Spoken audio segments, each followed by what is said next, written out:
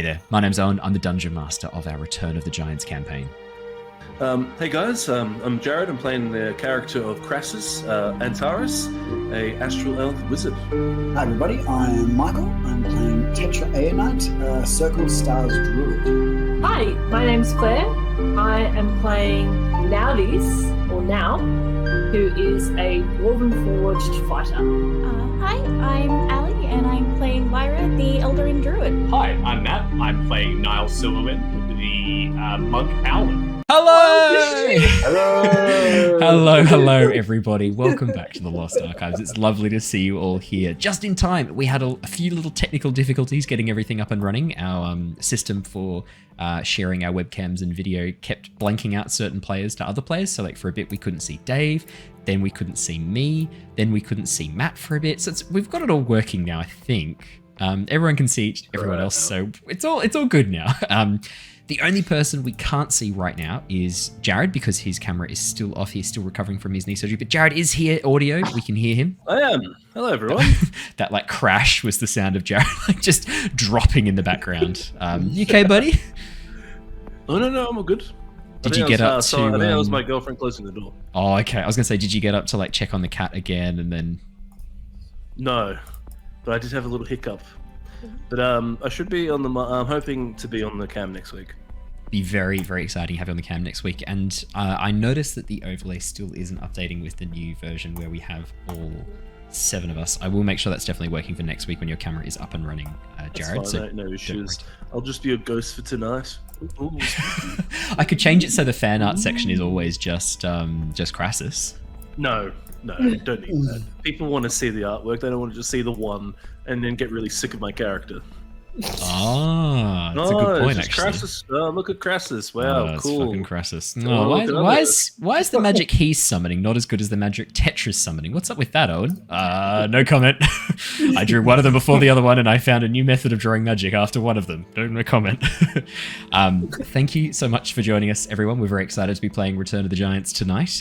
We have a few fun announcements to share before we get started. Obviously, we are also rejoined by our lovely guest player Dave, who is playing the guest character of Harry. It's just you've both got such very like vanilla names. It's just a vanilla life. Why did a dude make like that? What's your favorite flavor? Vanilla. Dave, you've got to give some back, otherwise it looks like I'm genuinely just bullying you. You can't keep doing this. You do this in Avatar too. But then in real life, Dave would be like, "Fuck you, Owen." It's not fair to do it now. To be like, Owen is that he's just been bullied so much. You've just bullied it out. I've just broken his spirit. Sorry, Dave. I used to be bubblegum, but I've been bullied so much I'm vanilla now. Oh man. Well, I'm sure this isn't going to come back and haunt us later on. Chat, please, you gotta give some love to Dave because apparently he's getting none from Owen.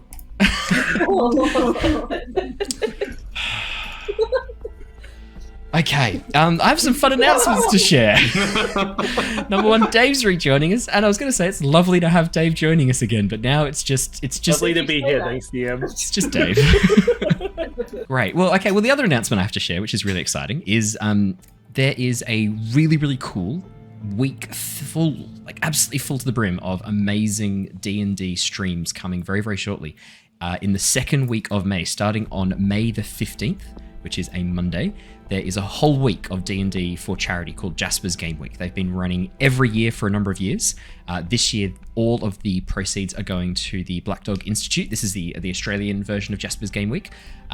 So pretty much 3 games a day, starting at, I think it's about 10 a.m. Let me pull open the schedule. Starting at 12 p.m. and running till 10 p.m. 3 games every single day, not just of D&D, but of all sorts of different systems.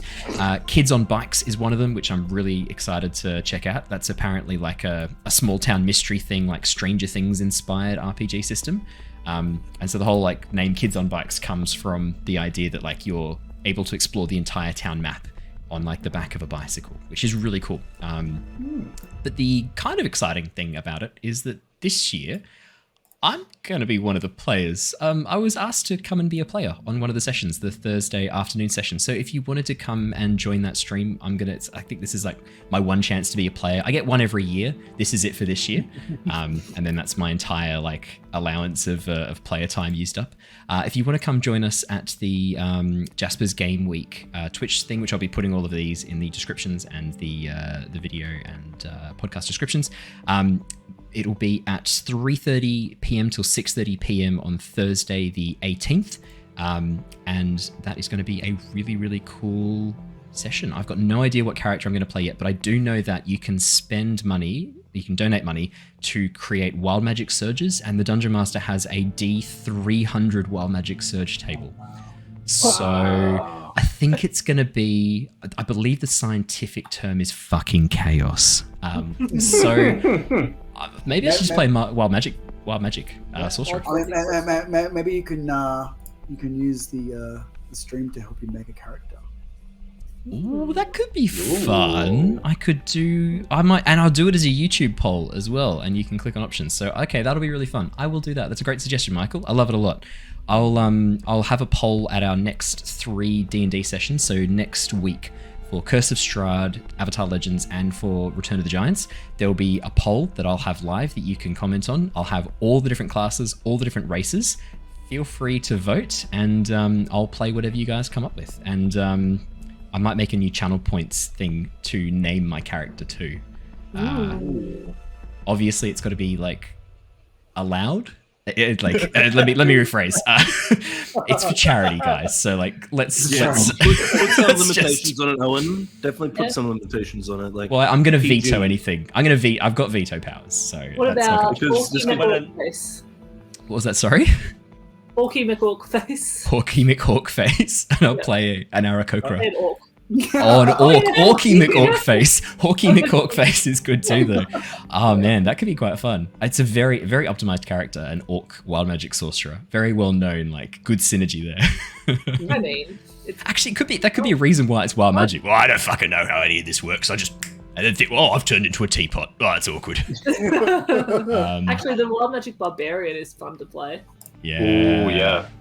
So I don't have any details about what level we are. All I know is I've been warned to prepare for absolute chaos. So should be fun. Should be loads of fun. So make sure you come and check that out. Again, I'll have all the links in the description, and there'll be an announcement and some other stuff that you can click on posted to Twitter in the next couple of days. And I'll also be chucking it up in the Discord if you're a member of our Discord. If you're not a member of our Discord, perfect time to become one. The link's on the YouTube page and on the Twitch main page. Please come and join us in the Discord. We're having lots of good chats, talking about not just D&D and Avatar Legends, but also all sorts of other stuff. I know I'm super hyped for The Legend of Zelda Tears of the Kingdom. Please, other people who are really hyped, come and join me so we can talk about it, because I'm really excited. Very excited for Tears of the Kingdom. Like literally, no, seriously, I think I have like a problem. Yeah. Take many days off work. I'm really, really excited. So I'll be doing a full playthrough of that as well, which I've mentioned a few times. But yeah, there'll be a full playthrough of that coming to YouTube very, very shortly, as soon as it releases. Both Ali and I have pre-ordered on the same day it releases. We're driving to JB Hi-Fi, picking up our copies, driving home. And you've taken the day off, Ali? Yep. Yeah, me too. So let's fucking and go. Monday and Tuesday after. You took the Monday, Tuesday? You bloody legend. I'm going to do that too. That's a great idea. All right. That was the big main announcement I wanted to share. The other smaller announcements, obviously, full playthrough of Tears of the Kingdom coming soon. And we are rapidly approaching the 1,000 subscribers on YouTube. As of about an hour and a half ago, we hit 700. Thank you so much, everybody. If you're listening to this and you are subscribed, you're an absolute bloody legend. Take an initiative and take an inspiration in your D&D game. If you're not playing D&D game, you've got an inspiration in life. Spend it whenever you want. Just find a DM to like confirm that inspiration has been used. If you are not one of the legendary people who has subscribed, I think it's the 58% of you who are not. Come join the club, guys. What are you doing? Come join us. It's free. Click that button that subscribes. Come join us. It's loads of fun here in the Subscribe Club. Exactly right. Come join us. Come and get your inspiration. Alrighty, let's jump into the session. The Tempest Adventuring Guild, a name now legendary across the lands of Nostea, has formed a brand new team. Lyra, Tetra, Niles, Nauthiz, and Krasus have been sent to the nearby settlement of Laspire to locate the hill giant fort recently seen flying overhead in the nearby area. Last session, the group arrived at the town, finding some obvious signs of trouble as they travelled down the main road. They were met outside the gates by Harry, a Harengon travelling merchant who had only just arrived to peddle his wares in town and attempt to open trade negotiation. With the giants. Deciding to travel in town together, the group found the settlement seemingly abandoned, the central town square now destroyed, replaced by a massive metal and obsidian orb, softly glowing and pulsing with light. Deciding to investigate the nearby houses, some of which seemed to be in the process of being deconstructed, the group found the settlement crawling with clockwork creations resembling ants the size of dogs. From all over the town, these mechanical creatures were gathering materials from the nearby buildings and transporting them to the sphere. Purpose unknown. After taking on some spider-like drones and a larger damaged scorpion drone in the nearby church, the party discovered the nearby tavern seemingly untouched by the constructs. Hoping to locate survivors who could explain the situation, the group ventured back onto the streets, but were soon ambushed by more of the scorpion drones, these ones undamaged and far more dangerous. Managing to escape into this apparent safe zone around the tavern, the group explored the bar and tap room, discovering it in a state of having just been abandoned. The room itself, however, was disguising a hidden danger. Mephits, or demonic creatures made of smoke and steam, attacked the party during their thorough investigation of the chimney.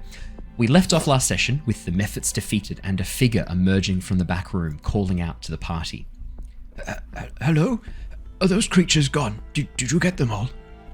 As you turn around looking over the bar and tap room, in a bit of a disjointed state since your brief conflict with the Mephits, a few chairs and tables upturned and a few areas of darkness as the smoke Mephits still dissipate. Looking towards the north, you can see a door has opened in the far northwestern corner of the room. Emerging through is an older man. He looks to be in his maybe mid-60s. Shaved head, very small, white, wispy grey beard, dressed in robes and clutching two large, leather-bound books to his chest as he peers through. Did you get them? Did you clear them out? I think we got most of them. There were four were you aware of? Were there more than four? Six. Six? I believe we got them all. Yes. Yeah, I think that's it. Yes. I think we got them. Oh, thank Melora. When I heard the commotion and I first saw them emerge, I was terrified. I've been hiding in the back room. Are you part of the expeditionary force sent to rescue us? Who are you? We're from the Tempest Guild. My name is Niles Silverwind, and these are my companions. Krasus, now Harry, Tetra, and Lyra. Oh, I have the Tempest Guild. I've heard of you. You're that group who saved Palin some weeks back. Well, it Not us wasn't specifically. Yeah, it wasn't us, but we're part of the same group. Oh, you're like their interns. I'm not. No, this is a merchant. He's just here. For some reason, this merchant has quite, is good potential for combat. Oh, I could He's see just how working with us for it now. might be beneficial if you were low on supplies to bring a traveling merchant along with you and purchase what you need. No, on the he's road, not I part of our suppose. party.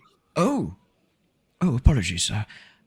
My name is Nomu, but most people here refer to me as Mr. Library.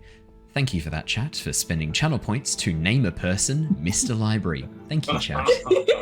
Thank you, chat. You too can fuck up my life by spending channel points on our Twitch channel. Thank you to the Avatar Legends fans who spent 8 sessions trying to get it done in Avatar Legends, gave up and came over here. Thank you. Yay. No worries, Daddy. No. Stop it. Makes me uncomfortable.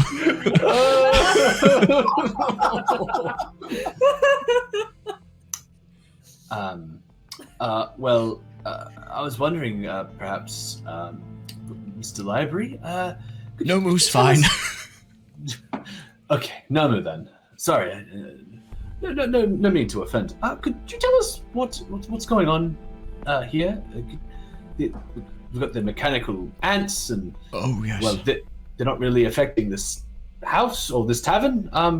What's happening here? I can give you my best conjecture, but I've been working on a few hypotheses myself. I'm not sure how much you know. The town. Well, a few days back, we'd been excavating. You see, underneath the town square, we'd discovered a whole series of artifacts. It's been well known that there were giant ruins built underneath the town of Laspire. Some artifacts are dug up every so often. It's a bit of a point of pride. Tourists sometimes come through, archaeologists from the Oxenford Historical Society. We've had an expedition come through only a few months back who were interested in investigating. Sorry, I'm getting away from myself. The giant ruins underneath the town square. We'd recently discovered a new passage, one that hadn't been opened before, one that we couldn't open before. A few weeks ago, there was a rumbling underneath the town. Lights began to shine from under the earth, this very pale white-blue light, only for a few moments. It was quite a scare. Some of the townsfolk were concerned there was an earthquake or something, but the shaking subsided, the lights began dying down, and as we investigated below, we discovered part of the large catacombs underneath. It's hard to describe. They're like metal corridors made of metal and sealed underneath. Some of them had opened this like circular hatchway. We went down and had a bit of an explore, and there were all these strange sigils and runes and markings. I took some rubbings, if any of you are... And he holds up this reef of paper that he unrolls, this scroll that shows this whole long list, almost like charcoal rubbing. So you can see the negative letters. So the whole page has been rubbed with charcoal, and then in darker where they've rubbed over, you can see the charcoal letters are clearly embossed. And, well, I've been studying these. I left a few days ago to come to the tavern for a bit of a drink and a break. I was exhausted and parched. I've been studying quite hard. And that's when the giant fort flew overhead. This massive stone, almost like a hill, covered with stone walls and palisades. We could see the hill giants on it. And as they flew overhead, the shaking started again. I could see from the balcony upstairs, the ground just split open like a ripe melon, and this large metal sphere forced its way out, the soil pouring off it like water. And then out of it came these creatures, these scuttling metallic creatures. At first, it was panic. Everyone was screaming and running. But they didn't seem interested in the people. They were interested in the things, you understand. They were going for anything made of metal, stone, wood, basic building materials. They were grabbing things, taking them back to the sphere. The light from inside the sphere grew brighter and brighter. When the guards tried to defend the guardhouse and attacked these creatures, something changed. New ones started emerging, burrowing up from the ground. These large creatures with mandibles, ones with tails, stingers. They overwhelmed the guards in a matter of moments. And they took the bodies with them back to the sphere. After that, I think people got the message and tried to run, screaming. I wanted to leave with them, but I thought perhaps it best if I stay and make observations. The tavern seemed untouched. Well, I thought it was. Two of them, the spider-like creatures, came in only a day or two ago. Came in through the door. Interested in the tap room, I guess, the metal, the brass, fixtures. There was this cylinder hanging on the wall, covered in runes. The tap room owner, the bar owner, he said it was some relic he'd found a long time ago. Weiss is his name. They tried to take it, and when they touched it, it glowed red hot. And these creatures emerged from the smoke and the fire and began attacking the metallic creatures, the constructs. They tore them to pieces, but the cylinder, it fell, hit the floor, and sank through it below. I was terrified. I've been hiding in the pantry ever since. Plenty of food and fresh water, you understand. Oh, yes. That's quite a remarkable story. So this cylinder, it fell through the floor. You haven't gone to retrieve it yet? I suppose you couldn't because of the methods. Is that what they are? Mephits? I've heard this word before. Mephits. I assumed they were some sort of magic protection for this thing. But you have to understand that the constructs, one of them, the Mephit, the creature that it pulled itself out of the fire, it was made of molten metal and rock. It melted these creatures into puddles. It's not like they're the same creatures as what we fought. No, there were those ones as well. I was peering through the door, cheering you on from the other side. I'm not much of a fighter. There were, yes, creatures made of smoke and steam, but there were other ones. One made of fire, one made of some other, almost like glowing substance. They went below with the cylinder. So that is obviously why this place isn't being disturbed. Well, you said that they would be getting kept away before, and that's why you came to this place in the first place. Well, Then I noticed that the tavern always seemed like there was some interest, but the ant-like ones, they would give it a bit of a berth. And so I assumed that it was maybe a lower priority for them. Those things in here they didn't want or things they weren't interested in. But then the spider creatures came in. I should say, actually, that's not quite true. One of the ants did come in. It came to the window and was trying to extract part of the glass before it froze. And then it made this strange clicking noise and then left. And then it was within a few hours the spider creatures came. Well, that's beyond my understanding. Maybe you're just lucky. I've always thought I was had quite awful luck, but I guess maybe I was saving it up for this instance, perhaps.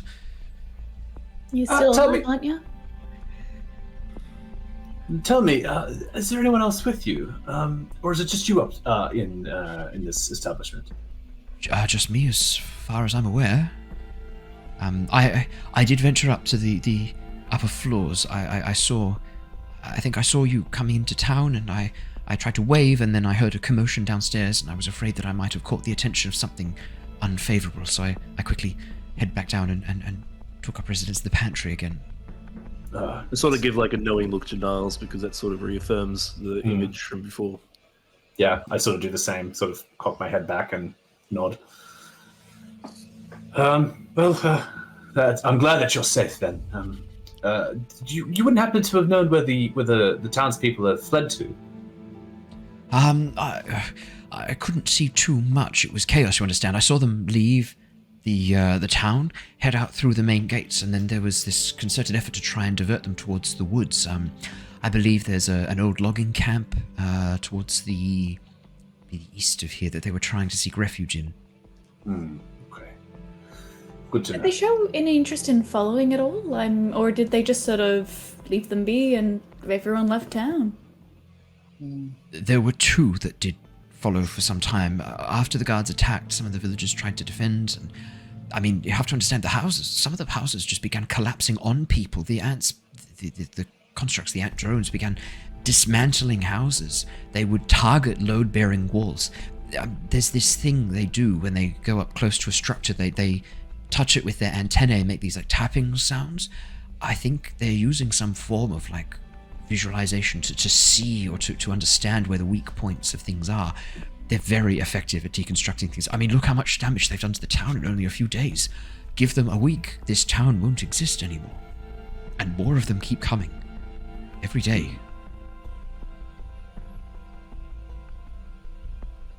The fact This that is it's all- not... Oops, sorry, go ahead. Oh no, I was just going to say this is all rather concerning. Just trying to think what we could do from here. Lyra? I was gonna say, is there a basement in this building that you know of?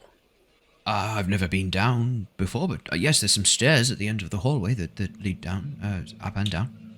Perhaps that's where the relic is. Or we can follow it further down where it went, but...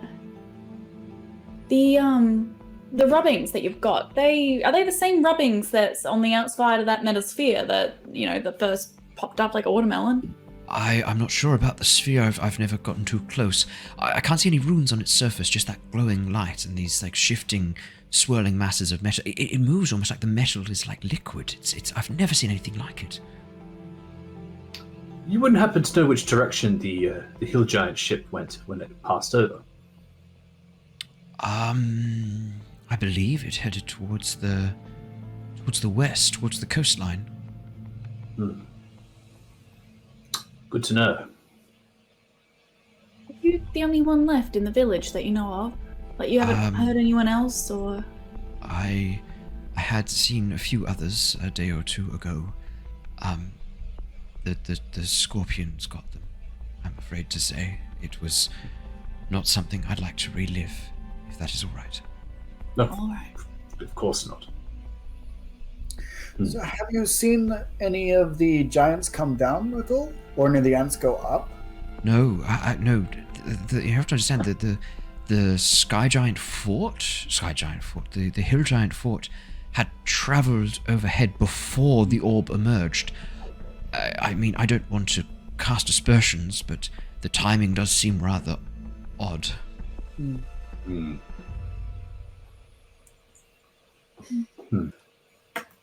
Okay, well, we have some good discoveries that we've made. Next steps, team. Well, I mean, Lyra said it before. Maybe we should go downstairs and see if we can find this thing. But I'm getting the feeling that the closer we get to it, the more dangerous it's going to be. I believe that more. Sorry, I was just going to say more dangerous it shall be. But think of the discoveries we could make with this thing. I believe it may be pertinent to call this in. We do have the sending stone still, and we could perhaps let our team back in Nox and Thurt know what's happening here. This seems to be a much bigger situation than perhaps we realized. Wholeheartedly agree with that. That is a good point. Also, We've maybe discovered a lot here. Maybe to get some reinforcements for those that went to the logging camp. I mean, they probably don't have a lot of supplies and won't be too successful at holding out for much longer unless there's stuff stored there. Where did you come from? You didn't pass any messages on the way? No one's communicated this terrible sequence of events to any of the authorities yet? How did you know to come here? We were following the giants. Yes, we came here to actually communicate with the hill giants. That we thought they'd is be our here. original mission, but obviously this whole event has transpired, and I think that takes precedence right now. Oh. Well, maybe they're one and the same. I mean, Could be. you said the timing is very coincidental, so perhaps they can either have something to do with it, or if we, strike up the right deal, maybe they can help us stop it. Or It does seem rather suspicious that the hill giants passed over and then the sphere seemingly activated. Perhaps someone in the Tempest Guild could look to tell us what's happening here. Maybe they have more of an insight. Perhaps we can get into contact with Lucky. Maybe he would know. The thing I will sort of just musing about, when we got to talk about the hill giants, we heard that they were, sort of unintelligent creatures that would rather eat you first than the fact that they're flying around in those same castles and potentially raising technological marvels like this one that has appeared. Seems a bit above their pay grade from what I can gather, but that's just my own musings at this point. No, that's a good point, Krasus. I think now I want to say something. Oh, well, only this one doesn't want to interrupt.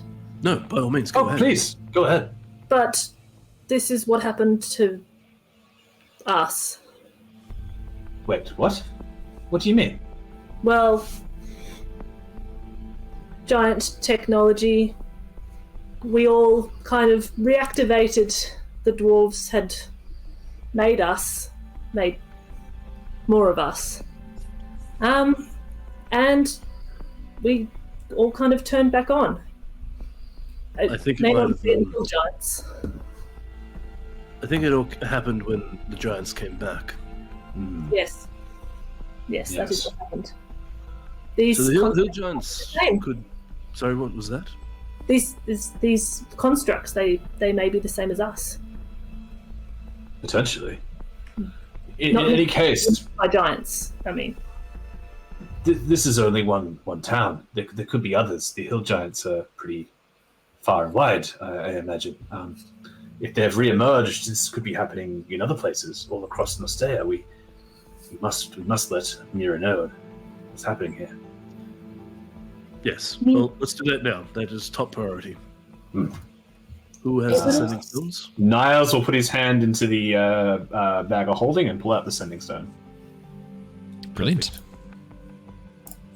And then he's going to, I guess, call. So you speak just, into it. Yeah, you just use an action to cast sending. That's it. Yep. For sending, you just need to be familiar with the target, which you are. You can send a short message of 25 words or less, and the creature can answer. Cool. So, who would you like to contact, and what would you like to say? Well, You got 25 words. I don't know why I don't have the sending stone in my inventory. I should though. We definitely got one, right, Owen? You definitely got one. Yeah, cool. Yeah, I think it was in the cart, but I'm happy to rule that you took it with you. I'm happy to rule that you took it with you because that's not a gross. I think we probably would have. Yeah. That's fair. Especially when you knew you were abandoning the cart outside the town walls. I'm happy to. I suspect you even mentioned it at the time. So cool. Just trying to think what we'll say. That's not bad. Then. Yeah, I think I'll just do that. That's a good one, Lyra. You still have some words over as well. Yeah. Many can't words left find over. giant metal sphere, instead full of metal insects. Everything's dead. 12. You've still got half your message left. I'll just add to that buildings pulled apart methodically. Yep. And who would you like to send that to? I will send that to I'm gonna just say Mira, since I'm assuming she has the other one. Brilliant. Anyway. After a few moments, you hear a reply. Thank you for report. Concerning things, investigate further. We'll check with Lockie. Communicate soon. Stay safe. And that's what you hear back.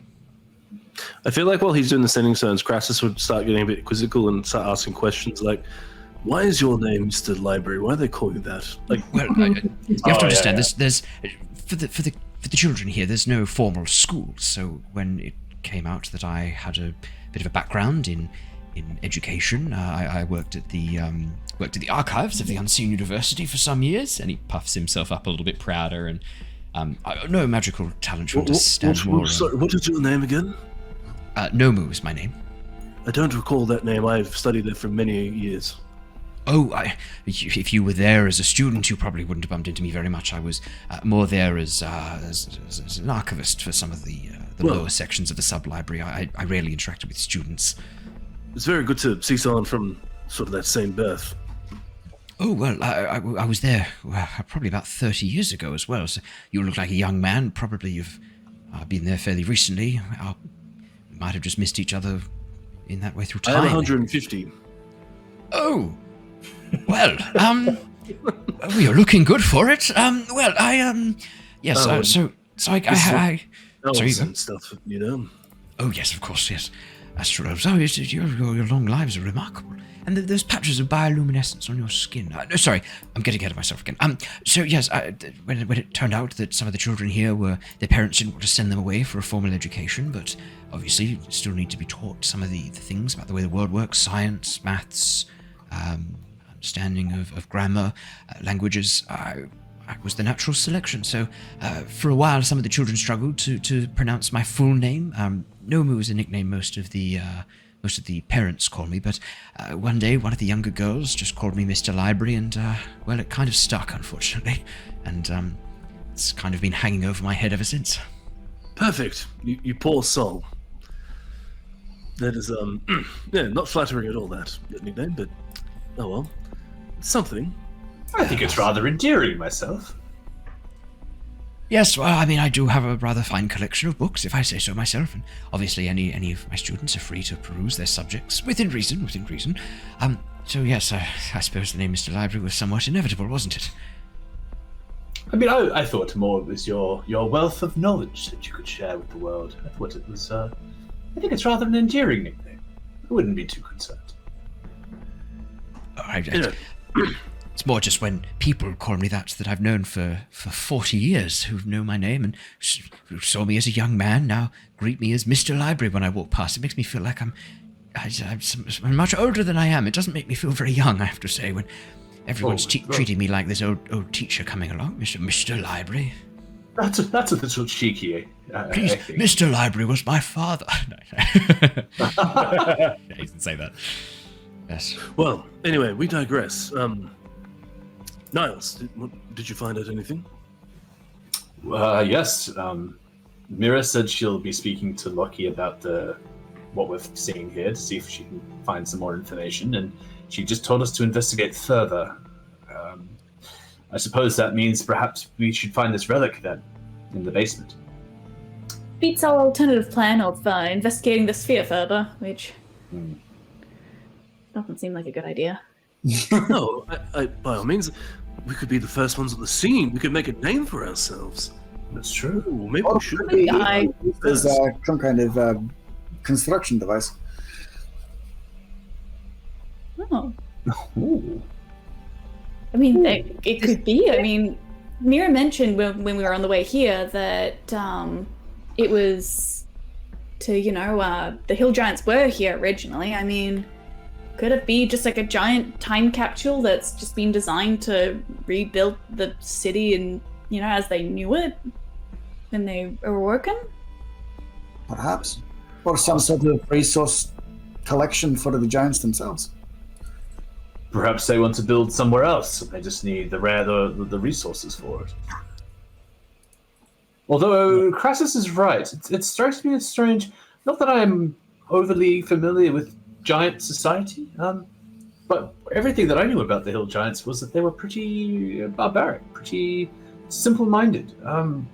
For them to have orchestrated all of this seems rather suspicious. May not be In that. any case, perhaps we should investigate this basement then. Sounds good. Well, be careful. I'll head back to the pantry then, and Before you go, Mr. Library, Krasus, did you want to look through the rubbings? The what? Sorry. Please be The my guest. rubbings. The runes that he rubbed. I can't read it, but you might. The runes that he rubbed off. He rubbed them off pretty good. Like, he collected them all on the paper. Do you want to see the runes? If you all want to wait for 10 minutes, just give me a second. I'll just cast a quick ritual. I'll do detect magic to help me as well with it, just in case that could turn up anything. Okay. So detect magic? It's within 30 feet, correct? Yeah, so then I can walk around and with it, of course. And I was also you- referring to the rubbings that Mr. Library took of the relics that they found. Like the charcoal. Yeah, the charcoal rubbings. He had a whole Can I remember collection of hearing there were runes papers. as well? The Yeah, so papers. he's got some papers, scrolls that he's taken from down below the town in the catacombs below the town. These metal So more metal okay. corridors. Yeah, that's what he has. I misunderstood. Yeah, okay, then That's okay. I'll pour through them instead, and maybe do a history check. Can I have a little peek over his shoulder? Yes, you can. Of course you can. You may both roll history or I'd allow Arcana. History or Arcana. Lyra, you're looking for a wooden pot lid. You can definitely find a If wooden pot anyone's lid. left any discarded armor around, but that's more unlikely. Any studded pot lid leather in the kitchen armor, could be. Owen? Any full chitin metal plate? No metal, sorry. Any chitin plate armor that you can find? No. No discarded armor, but as you have a bit of a look around, you can see one of the barrels that's recently been pulled open. The whole barrel lid is there, and you could just really easily nail through 2 leather straps to it. Probably, yeah, if Harry wants to give you a hand with that. No, sorry, Harry's having ale. Is that right, Dave? Harry's drinking. I was gonna Okay. Okay. As you start going through the barrels, Harry's like, "Oh, good idea." He goes and like opens up a barrel and begins pouring himself a drink. Yeah, this You is, can- I this is not do gonna have break- my this is not Tinker's gonna break his tools strength. and that proficiency active. I'm fairly certain. Would you like I to ditched roll? bagpipes. Would you like to roll a, I'd say, sleight of hand, or a? What would be another appropriate one for that? Harry's by the side, just going, yeah, just a bit to the left. You got that. Oh, that he's was so giving it close up. to a 20. But it's a 7. That's not that close to it. Oh, because you saw the dice rolling on the virtual tabletop. Oh yeah. 7. I mean, you do your best. Harry was giving the help action though. Okay, then you may roll again. He's With like, yeah, like a bit to the left there. You got this. Yep. He's poured. With his ale in the other 8. hand. Exactly. He's not being that helpful. Not very you have a makeshift shield, Lyra. It's only going to give you a +1 to your armor class because it is a makeshift shield. It's something. It's something. Yeah. Are you suggesting an insight check? So Krasus, 19, now 14. Krasus with the Arcana check. These runes aren't just giant runes. Mixed in amongst these, you can also see sigils that represent different elements in the arcanic language as well, the language used to create spells and to produce magical effects, the language that all practitioners of magic speak when they have a verbal component. It's not just giant runes, there's other magic symbols here too. A number of them you recognize. There seems to be ones for a type of conjuration magic that you're not very familiar with. There's one for an enchantment school of magic you're not familiar with. The way the runes go together looks unlike any magic spells that you've studied or know, but you can tell that they're related to conjuration and enchantment. And then there's a very, very long, almost like strangely cramped collection of runes that form a spiral shape. So these tiny runes have been used to create a much larger spiral-like pattern. The rune itself, if you look at the smaller runes, spell out a long sequence of events describing this incredibly intricate sequence of magic involving the deconstruction and reconstruction of matter. And when combined into this full spiral, it's bound within this form of energy that is contained within some sort of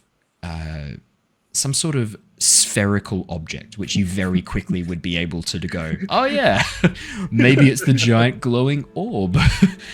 Yeah.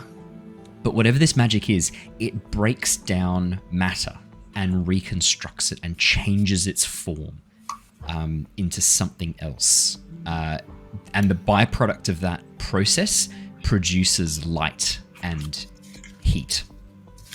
Okay. So everything you've just described, I will describe to the party. We'll speed it up. I'm not going to roleplay that. Now, history of 14. Your focus then is the giant runes. Now, there are some runes on this page which match runes across your body as well. Ones that help provide you with effects that you're still sort of learning and understanding even to this day. As you look through them, a number of the runes seem very, very similar. In fact, some of the sequences of runes that you can see described match the runes on your body almost exactly. As you focus now and begin concentrating, there's a brief moment as your vision blurs ever so slightly, and as you pull the page back a little bit and let your eyes unfocus, you see that the runes themselves are actually arranged again in these patterns. And as you focus and concentrate, you can actually see the sequences of runes forming the shapes of the ant constructs, forming the shapes of the spider constructs, as well as many, many others. All created from this script, and hidden within the block of text are these patterns that create the shapes of the constructs. And as you look down at one of your arms, the runes for your arm match the runes of the ant arm exactly. The way the motion works, the movements, the articulation, it's almost exactly the same. And as you begin tracing up across your body, again, you can see these sections that are identical, but many, many more that are not.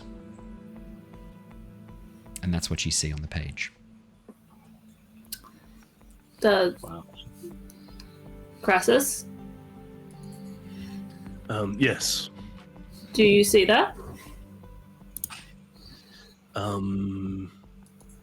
I can At first you wouldn't, but then as now Yeah. points them out and traces around the outline of these shapes and patterns, you can start to see them too. But it takes now pointing them out and tracing them to really see them clearly. The way the text is arranged, it's almost like, you know how you can use text art to create like shapes and text? It's exactly the same as that. It's a form of that using giant runes. And the rest of the runes around it, this mixture of arcane and giant language, all appear to be other things, but then inside is this almost diagrammatic breakdown of these creatures and the runes that animate them. Exactly the same as now. That's cool. Wow. Thank you. I'll probably do like a few double takes, looking at like the runes that are on the page, looking at now, looking at the runes on the page, looking at the runes on now. Do you realize that these runes, some of these on here, are on your person? Yes, on this one, and this one, and this one too. For podcast listeners, now is gesturing to their various limbs. Just I start like pacing around, looking around, like sort of looking like matching runes with like that she has, like with or they have with runes on the scrolls. This is simply. These look like to be schematics. Yes, I can see that now that you've pointed out. This. Ooh. Krasus is gonna start writing his own notes down. Yeah. Yes. As he starts sort of compiling research for a potential thesis in the Unseen University. Krasus, to fully transpose all the notes on the page in front of you in a language that you do not speak, this is going to take you some time. Like, we're talking a couple of hours. No. What I'll be doing is like when I'm taking notes. Just like, taking notes on like saw this rubbing, so has diagrams. This. I'm like to like compile it. Like okay, I am cool. not. This will be. That will take more down. That will take down. It's time. like footnotes. You know, just like So they stay within my mind. Tetra's gonna lean over to Lyra and be like, "They're so fascinated with these tiny pieces of paper. Yet all around them is destruction and death and." I'm confused. Is this what nerds do? And especially because Krasus is like super focused now. He probably wouldn't even. Perhaps while we're waiting, we'll get a tea on then. Put a tea on. Oh, there's a lovely blend in the pantry that I've cooked up once or twice. I could fetch it for you. Oh, that would be lovely, Miss.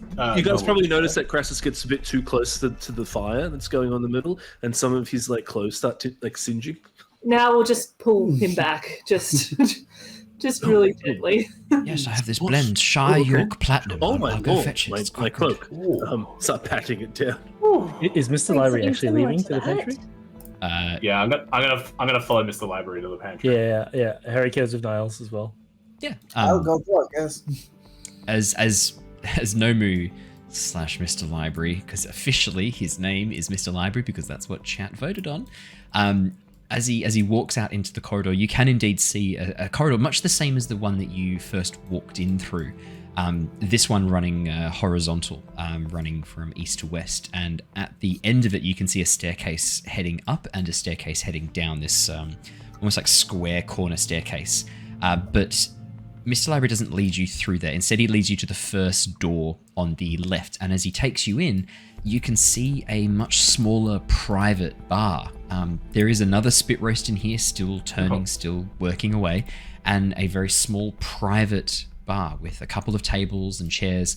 And as he walks on through and heads into the back door, you arrive in a much larger cellar filled with barrels and shelves and all sorts of delicious foods, cheeses, preserved meats, all arranged and well looked after. You can see that there's a little bedroll that he has set up in the southern corner of the room, along with a few empty wax peelings, probably from some wheels of cheese that he has thoroughly enjoyed.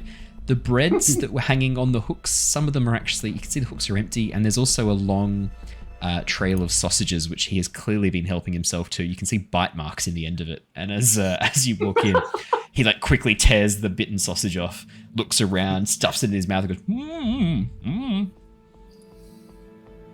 The cheese over, cheese over in the back corner. As he chokes on the No, sausage. pantry. You've got to do what you got to do, my friend. It's fine. I won't report you to any authorities. Oh, the fact that you're specifying that does somewhat concern me.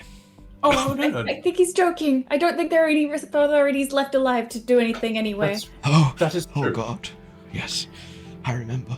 And he sort of like looks quite traumatized for a few moments. Oh, no, I'm sorry. You just gotta do what you got to do. Hey, chap? It's fine. Here's the Shire York Platinum tea. Let's head back and brew a bit, shall we? Why, yes. Well, how do you take it? A little bit of milk, maybe a splash of sugar or honey. But, do you have any milk at all? I can't imagine that would have been kept very well. Well, there is a section of the pantries that's kept cold. Come with me. I'll take you back out. There's a cold room. Ah, very good. And with that, he leads you right up towards the edge of the stairs, heading back out through into that main corridor, and then opens and heads through another door that leads to clearly the kitchen preparation area. As you step in, the room is actually cold and chilled. As you step into the room, you can see your breath condensing into mist in front of you, and there's a few large metal containers filled with water and milk. Not mixed together, obviously. Oh, what a fine kitchen you have here. This is reminds me of the one back at home, actually. Oh yes, Vice runs a very tidy establishment. He's quite a successful business owner. I believe he owns a couple of taverns, not just in Last Spire, but in some of the surrounding settlements as well. Was Vice here when everything went down, or did he escape the townspeople? Or? Yes, no, he was here.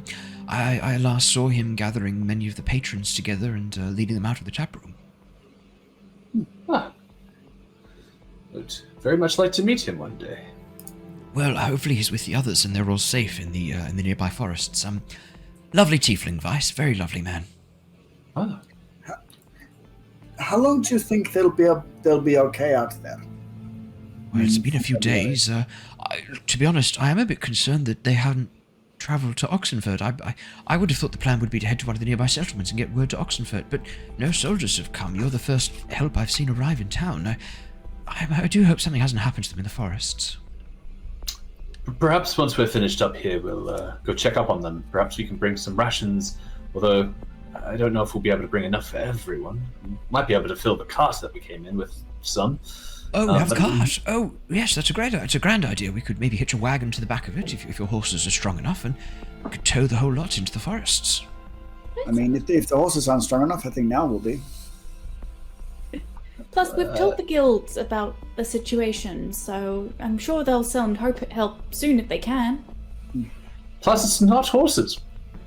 It's something else entirely. Mules, right. Well, mules could be quite strong, and hopefully a couple of good mules will pull... Nothing wrong with having mules to pull your cart. I look over at Tetra and I'm like, yeah, sure, mules. During this time, Krasus and Nauthiz... Krasus, you finished your very long sequence of notes on the scroll. As Mr. Library walks back in and sees you sort of finishing up, he goes, "Oh, you can keep that rubbing if you want. I've got two. I made a couple. Redundancies and all that. I've still got two more." Oh, perfect. Thank you so much. I appreciate that. This would be great, actually, to bring along with me. Yes. Oh, absolutely. No, please. If you're here to help and understand these creatures, very much obliged. Just remember, credit where credit's due. I did start the seminal paper on these things, and make sure to cite any of the academic works I publish as part of this, please. You see him getting a little bit sort of blustery. That's fine. I do a bit of a bow. No issue at all. By all means, I would not want to take away any work, away from you that you have put in. Indeed. So by all means, I shall cite you where your works. Thank you. Harry, what are you doing? Yep. So Harry, on the way back from the cold room, is just lingering by the stairs, and he's just leaning over and seeing if he can hear or see or feel anything upstairs or downstairs, particularly downstairs, but also upstairs. Would you like to roll me a perception check, please? He's a perceptive little boy, so it's only a 14, but still decent. 14's not bad. Harry, from down below, you can hear the occasional, almost like this clockwork ticking, but only very rarely this tick, tick, and then silence for a while, and then Oh no. and then silence for a while again, and then occasionally this like hiss of steam. Okay, well, when Harry goes back to the main hall, I assume the tea is being made or is being made. While he's sipping a tea, he'll tell everyone, "Oh, yeah, I heard some sounds from downstairs. It's like a tick tick tick sound." A mysterious noise. It's a pipe bomb. It's a pipe bomb. Wow. It's a pipe bomb. Ron Weasley. If you don't know what we're quoting, Google Potter Puppet Pals and have your life change forever. If you don't know what we're too That's old. some old internet shit right It's there. an old reference, Right but it right checks now. out. I don't think they'd even finished making the movies when that came out. No, No. they haven't. It's so good. Anyway. How's the tapping? Sorry. It's not like the ants when they were like trying to figure out which ones were load-bearing walls. Yeah, I don't think so. It was like very, very intermediate. Intermediate does kind of work there.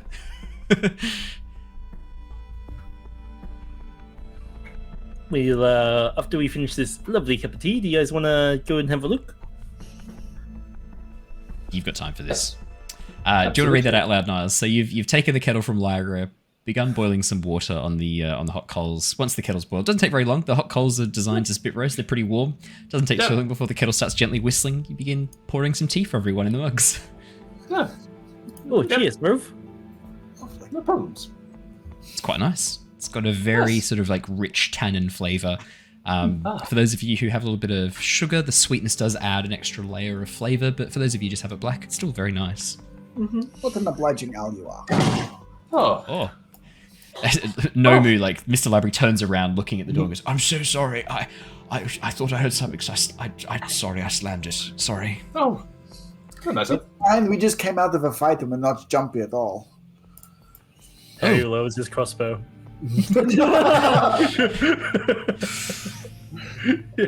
There are the goddamn walls!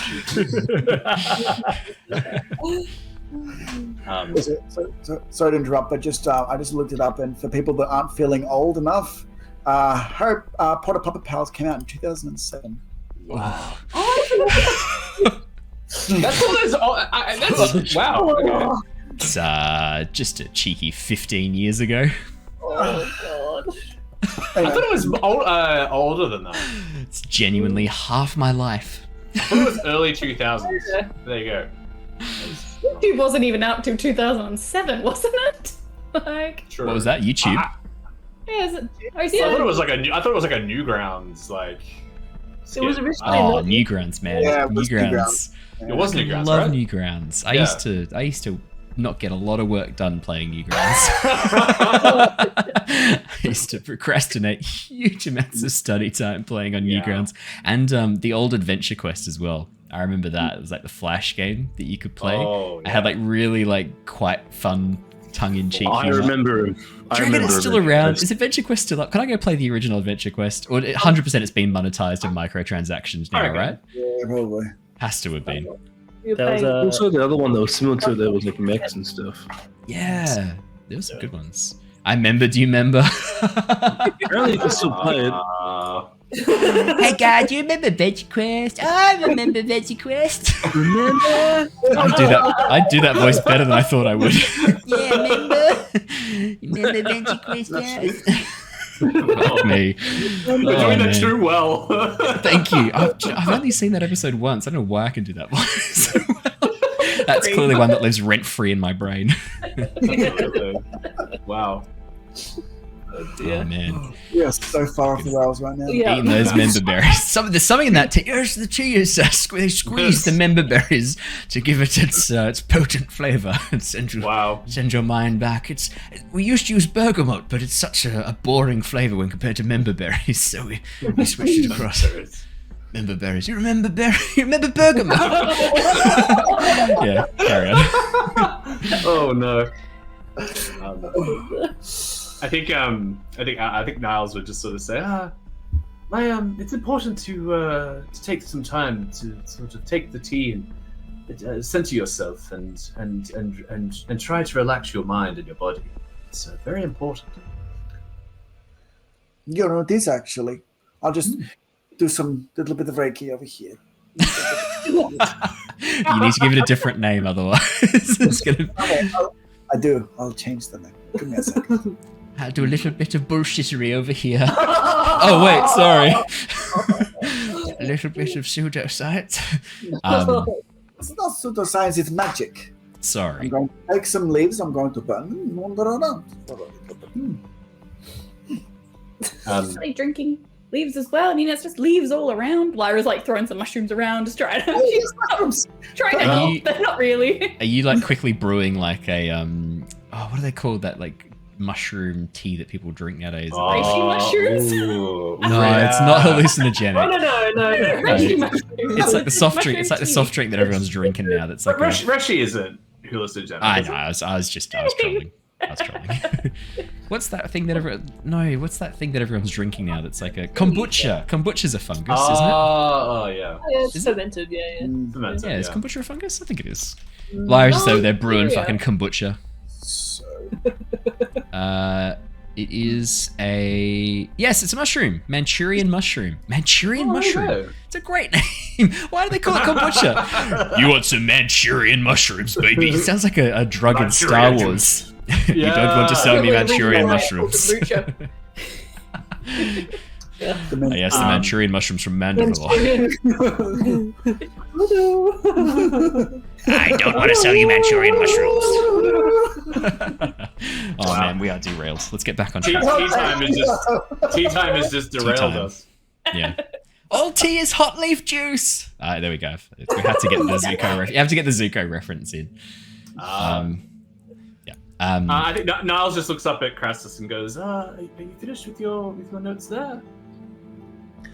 Owen, am I finished my notes? You would have had a good chance to write down some of your observations and notes. If you guys wanted to have used this as an opportunity for a short rest, Yeah. you can so do. 100%. And you may also level up to level 3 if you have not already done so. Yay! As part of our, because you did reach a level up at the end of last session, but normally we try and do it as part of a short or long rest. So my question is, level 3, there's some exciting things happening with subclasses. Everyone is now specializing who has not specialized previously.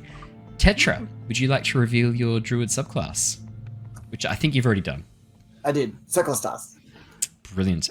Now So I didn't actually get anything this level. But I've just gone into the circle now. So You probably get some more spell slots. Some I got bigger some. I got my spells. Yeah. second levels, so that's nice actually. Yeah, so second level spells are good. That's Yeah, what I got yeah. as well. Yeah, I got my now there's your level 3s. I've been a bit of a mystery for those who haven't looked at your character art. I didn't know her.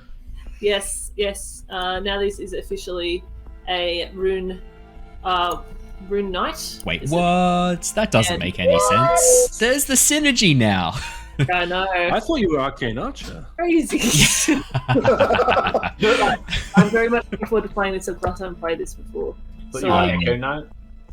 Echo Knight. I did think about Echo Knight. Yeah. Echo Knight's a lot of Cool. fun. Echo Knight. Echo Knight, yeah, no, I love Echo Knight, but I think Rune Knight's going to be really fun Yeah. to see that. I've never seen anyone play it, so it's going to be really fun to see that play. Rune out. Knight is really cool. 100%. There's a Yeah. lot you can do with it, and it's actually quite well balanced as it levels up. It's not one of those ones that peaks and drifts. It's actually consistently pretty good just the whole way Yeah, through. right.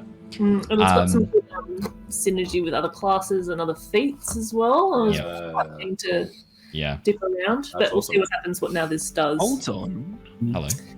And That's I right, I just got ideas in my head. Fire rune. There's my runes. What was your rune? Sorry, the Stone and fire. Yeah, that makes sense. That makes perfect sense. Cool. We know that Lyra is a spore druid. There's no surprises there at all. Dave, what have you taken as your I believe I'm a swashbuckler. Swashbuckler. I do love swashbuckler. Yeah, they're like a one rogue kind of like archetype. One of my favorite rogue archetypes, actually, swashbuckler. Yeah, I've never tried one, and I'm so excited. Oh, it's Very fantastic. cool. It's one of the coolest. And in terms of like roleplay potential and what you can do with it, it's one of my faves. Now, Yeah, plus I like a charismatic character, so like the always. Yeah, Yeah. so it made sense to go swashbuckler with the initiative boost. So yeah. 100%. And yes, Lyra through the... Can you say that out loud, please? Through the graces of a very generous DM. You sound like a hostage.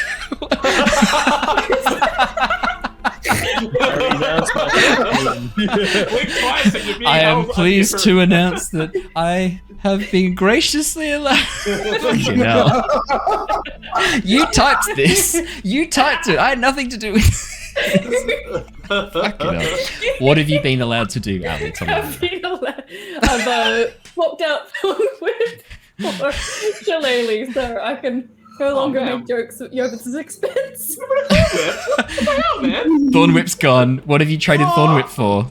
I do now have Shillelagh, so I Yay! can because actually... someone didn't realize that Shillelagh is basically a requirement for the Spore Druid to be involved in any had a combat. completely different character plan, which I changed. You went a different direction. The character you did. Come on, yeah. No, so obviously, while you guys are still figuring out your characters, things that normally you're not really supposed to change, things like cantrips in certain circumstances, obviously have a chat to me, but we'll rework stuff because again, these characters are still very early days. You're still figuring out the builds that you want to do. All of you are trying new builds out that you've not played before. So there's going to be a bit of a learning curve here as well. So we will be changing stuff around. Now, Matt, your subclass is a build that no one has ever played before because this is a completely homebrew subclass. Brand new homebrew subclass, courtesy of Owen. I'm trialing it out for this campaign. I have taken the Way of Sympathy, which will be a very interesting subclass, but basically designed around becoming in tune with your enemy and sort of aligning with them and sort of matching them for certain abilities, which I think will be really interesting in terms of the gameplay. I think I can definitely see some synergies happening as well with some of the things that I'll be able to do as I advance this level. For example, at level 3, I guess I can reveal this. Because, yeah, please. I'll be putting all this up on the wiki for anyone to use if they want to, and it is on D&D Beyond as well. At level 3, I get an ability called Synchronize, which is, as a bonus action, you can spend key points to synchronize yourself to an enemy, making yourself resistant to that creature's attacks, which is pretty strong. And that's going to make me pretty tanky, which I really love the idea of that. And then I also have another ability here at level 3 called Align. When combat begins, you can spend 1 key point to force one creature to have its initiative change to match yours, or change your initiative to match one creature. Each round of combat, you then choose whether you are the creature to go first. So I can see that being really important, depending on that'll be good for us. what happens in the initiative order. Yeah, so if you gives me some abilities there to sort of strike first. Really cool. What was that, Michael? Or hold yourself back if you need to as well. Exactly right. Really cool. Yeah. So the whole build is enemy, based around the idea of aligning your key with your enemies and being able to adapt and change initially yourself to match them, later on to change them to match you. So it's kind of based on a couple of different martial arts styles within Kung Fu, and also one of my favorite once-off science fiction-y sort of novels by Nick Harkaway called The Gone Away World, where I thoroughly recommend, if you can track this book down. It's hard to find, but it's a brilliant novel. It's told in a very unique style where you start in the very middle of the story, go back to the beginning, and then immediately continue on from the middle again. Like it's brilliant because it's this whole circular story that comes back on itself. But one of the characters in that he's trained in a style of martial arts called the Way of the Voiceless Dragon, and it's all about this like soft style of martial arts. And the way he embraces that is all about this idea of aligning your ki to your enemy or to your opponent, and then using that to defeat them. And it's brilliant. I thoroughly recommend the book. It's not a martial art book at all. Martial arts features in it a little bit, but it's science fiction. The concept is it's kind of like an alternate version of World War II, where instead of the atomic bombs, they invent a bomb that strips information from matter. Yeah. And the problem is, once you strip the information from matter, the matter reforms with the information from the noosphere, the collective consciousness of all living creatures. It is stunningly weird and brilliant, so I do thoroughly recommend it. Yeah, but no, I'm really excited to try it. Like, I can already see some real potential with this class, so I'll be keen to sort of play it out and see what happens. Especially at the higher levels, there's some really cool abilities that I'll gain. I think around like 6th level I was looking at that, so yeah, it'll be really cool. Matt's very graciously testing it for me because obviously this is the first time it's ever played, so it might change as we go along when we discover things are a bit broken or not a bit broken. Being able to gain resistance in exchange for key points may end up being insanely broken. It might only be like maybe you gain temporary hit points in the future. We'll find out. I'm just testing it out, so we're going to trial it and play it. I mean, it'll definitely make me sort of really like be conscious of my key economy, because I think that'll be it's already something that monks really have to struggle with. So I'll be definitely paying attention to that. Especially, I think the synchronized ability means I can nominate. It says enemies in the writing, so I could nominate multiple enemies to take half damage from. So you gain resistance to a type of damage that they deal. So if they deal fire damage, you gain resistance to fire damage from all sources. It's not like all their attacks. No. So he chooses one damage type and gains resistance to that damage type. It's also specifically not for them. So if someone else is dealing fire damage, it's still resistance. So I should change that to creatures. So you choose a creature, you gain resistance to one damage type that creature deals. So I should say the way of Sympathy Monk is kind of a little bit, in a way, it kind of opens up the screen a little bit for the DM, where Matt starts to be able to find out information about creatures like resistances, things like that. So he starts to learn all these things before the fight commences, and that's kind of like him aligning his key. I just thought of one use for it. If someone, say perhaps a wizard, is about to cast Fireball in your direction, you just be like, "Hey, I'm taking resistance to that for this." Yeah. Very nice. Is it a reaction? It's a bonus action. Bonus action, but if he knows you're about to do it, or you can work. Yeah, because I'm definitely taking Fireball. Yeah. Oh, that's a surprise. Oh yeah. What do you mean? I have read all the abilities and way of sympathy as well, because I heard about it and I was curious. Key economy will be, that will make or break it personally. It uses a lot of key points. The abilities, like all the abilities use key. Yep.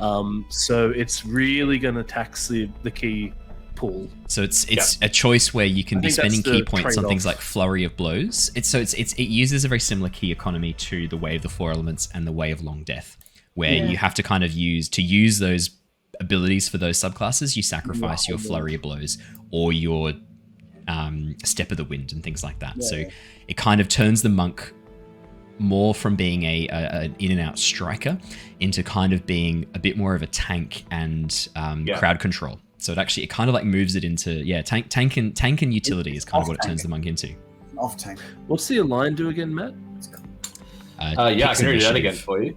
So you can channel the key within you, creating a pulse which aligns to a creature's creature engaged in combat with you. When combat begins, you can spend one key point to force one creature to have its initiative change to match yours, or change your initiative to match one creature.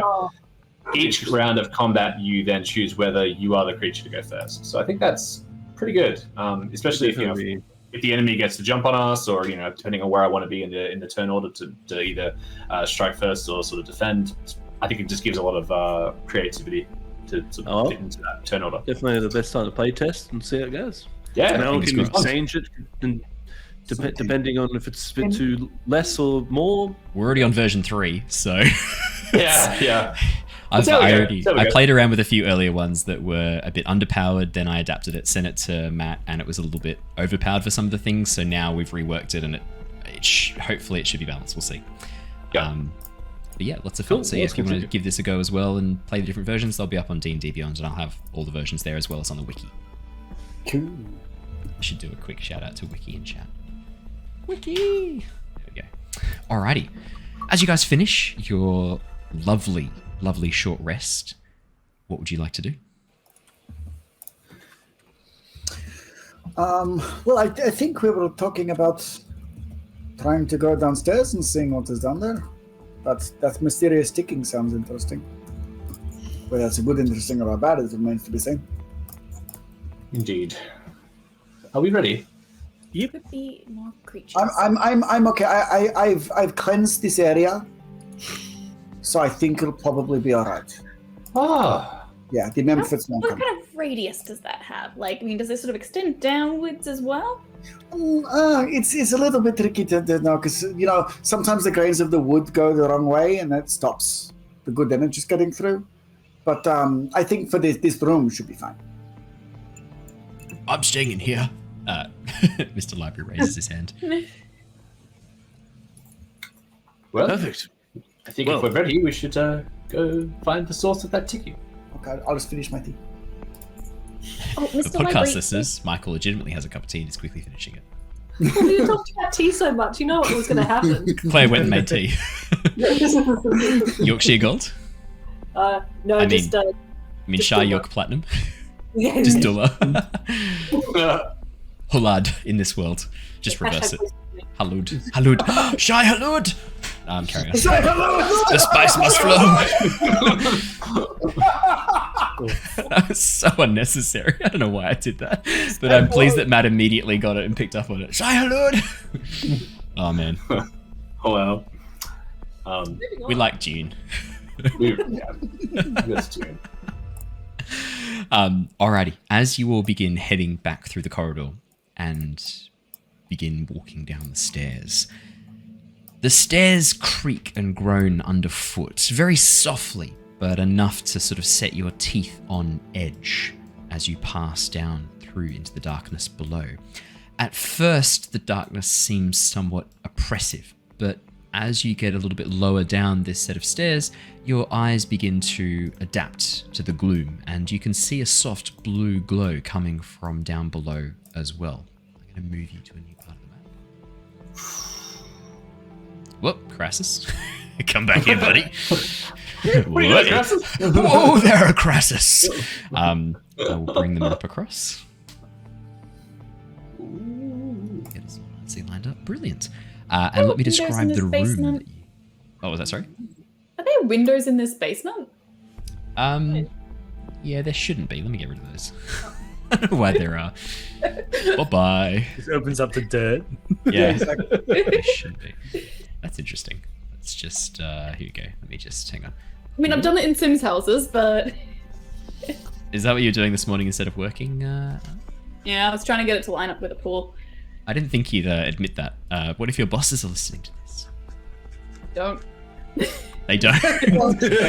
Well, you should be recommending this to your bosses. Everybody at home. Nah, so as you head down into the cellar, you can see the cellar is lit by two small wall torches at the far end of the room. Their meager light casting shadows that stretch across the floor. Barrels and crates line the walls, and you can see shelving containing cheeses and meats stacked neatly on one another. You can also see faint light shining down from the roof, a small triangular hole in the ceiling at the far end of the room. As you have a bit of a look around, your eyes adjusting to the gloom, anyone with a passive perception of 14 or higher can see a soft blue-white glow emanating from the far side of the room. Krasus, Nauthiz, and Lyra, the three of you inside the room, from where you are, your breath begins misting in front of you, and you can feel a chill suddenly permeate through.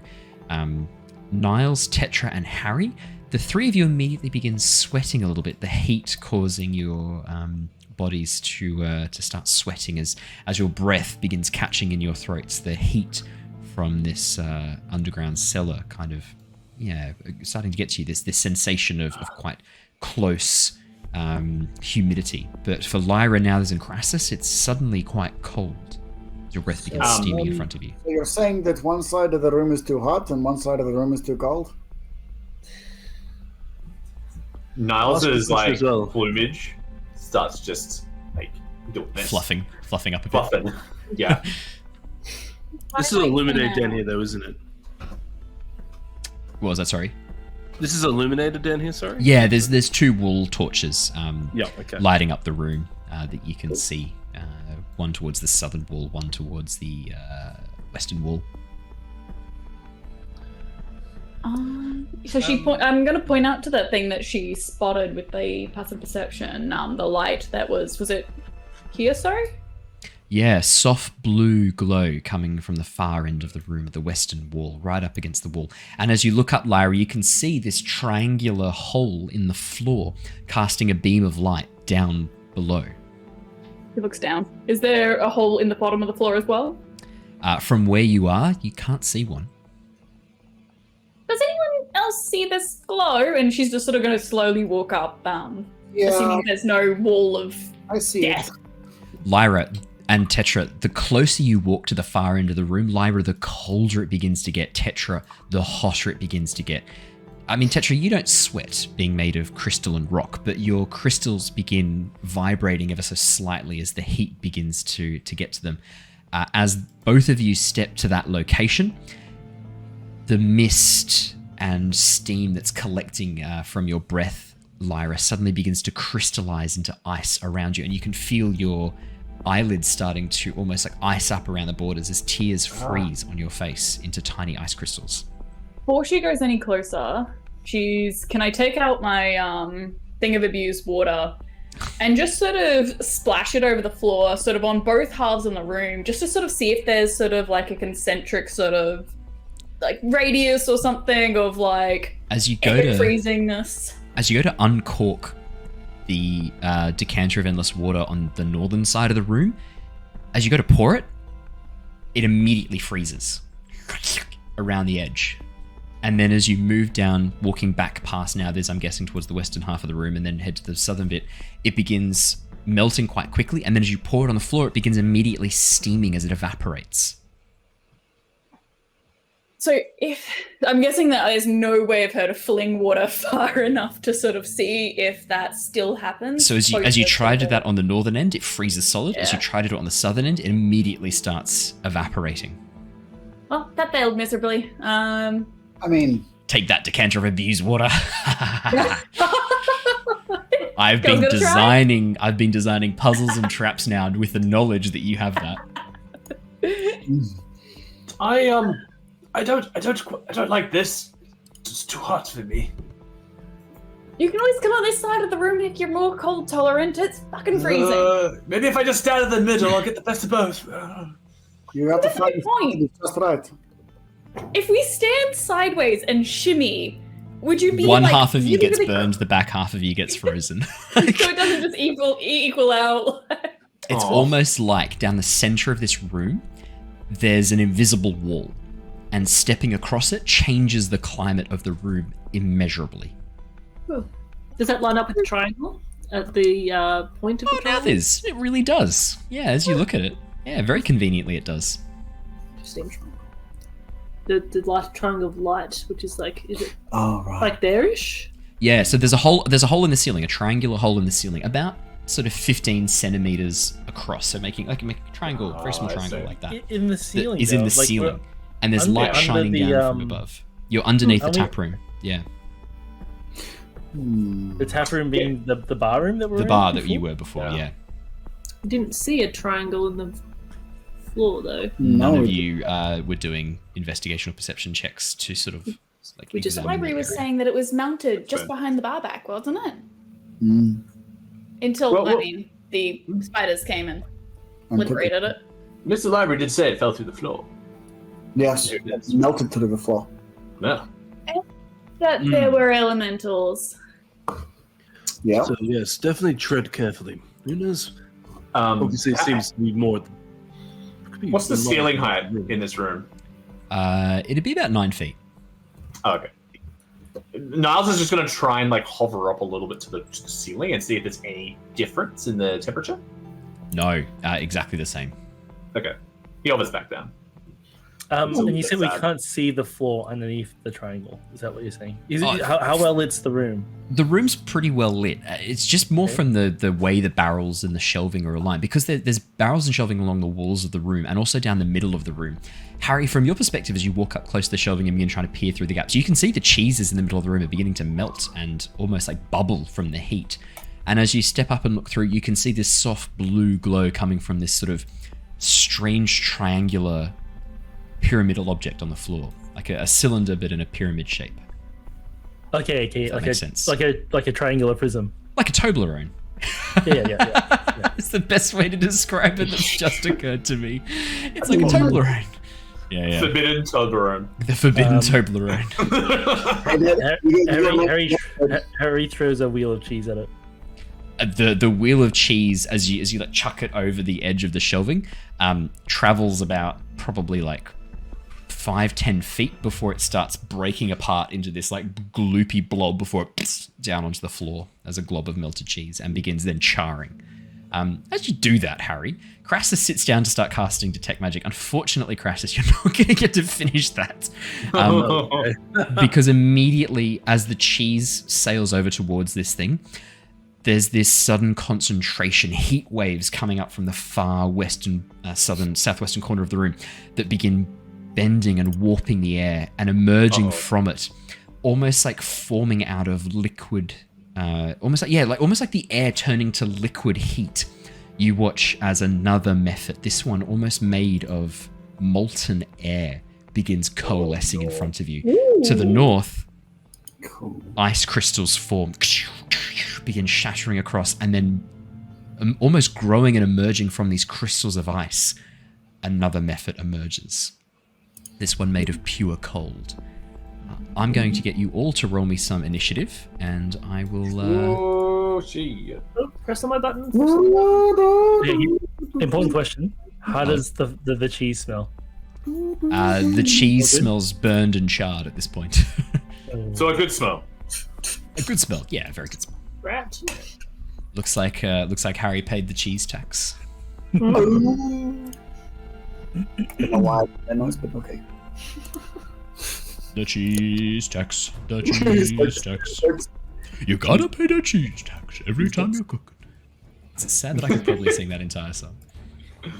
Yeah. We're teaching my nieces that song. One of them's, I think, 2, and now, like, she only knows about 100 words. One of them is now the word tax, because we taught her to sing cheese tax. Oh, that's upsetting. It's pretty bad, isn't it, that we taught, like, a 2-year-old to say the word tax as one of her, like, top 100 words that she can say. You know that there's something wrong with you as a human being when that it's like your legacy. Welcome to the capitalistic society of 2020. Yeah, exactly right. Why can I see 2 Lyras, both with an initiative of 14? I definitely clicked on my character token. You did, but there's 2 of you for some reason. But that's okay. That's not a problem. I fixed it up. I just deleted one of you. Hopefully it wasn't the right one. Hopefully it wasn't the wrong one. Let me just roll for the methods really quickly as well. And my question is, Niles, are you going to use any of your funky, fresh new abilities? That's a good question. It depends what they roll. Well, when can you do a line? I can do it now. I mean, can you do it with party members as well? Sorry. It says creature Yeah. that you're engaged in combat with. Yeah. Oh, just- I don't think it would make sense to do it on an ally. No, because No, you draw I the agree. key from the enemy, Yeah. isn't it? Yeah. It's all about aligning your key. Yeah, Yeah. I'm going to stick with a The menu. creature that you are engaged in combat with. Yeah. I think that's fair. Good question. I think I am going to... You're actually above. Oh no, you're between. You're right them. between them anyway, yeah. I'm tempted to do it so I'm above the ice method, but I think I'm not going to in this case.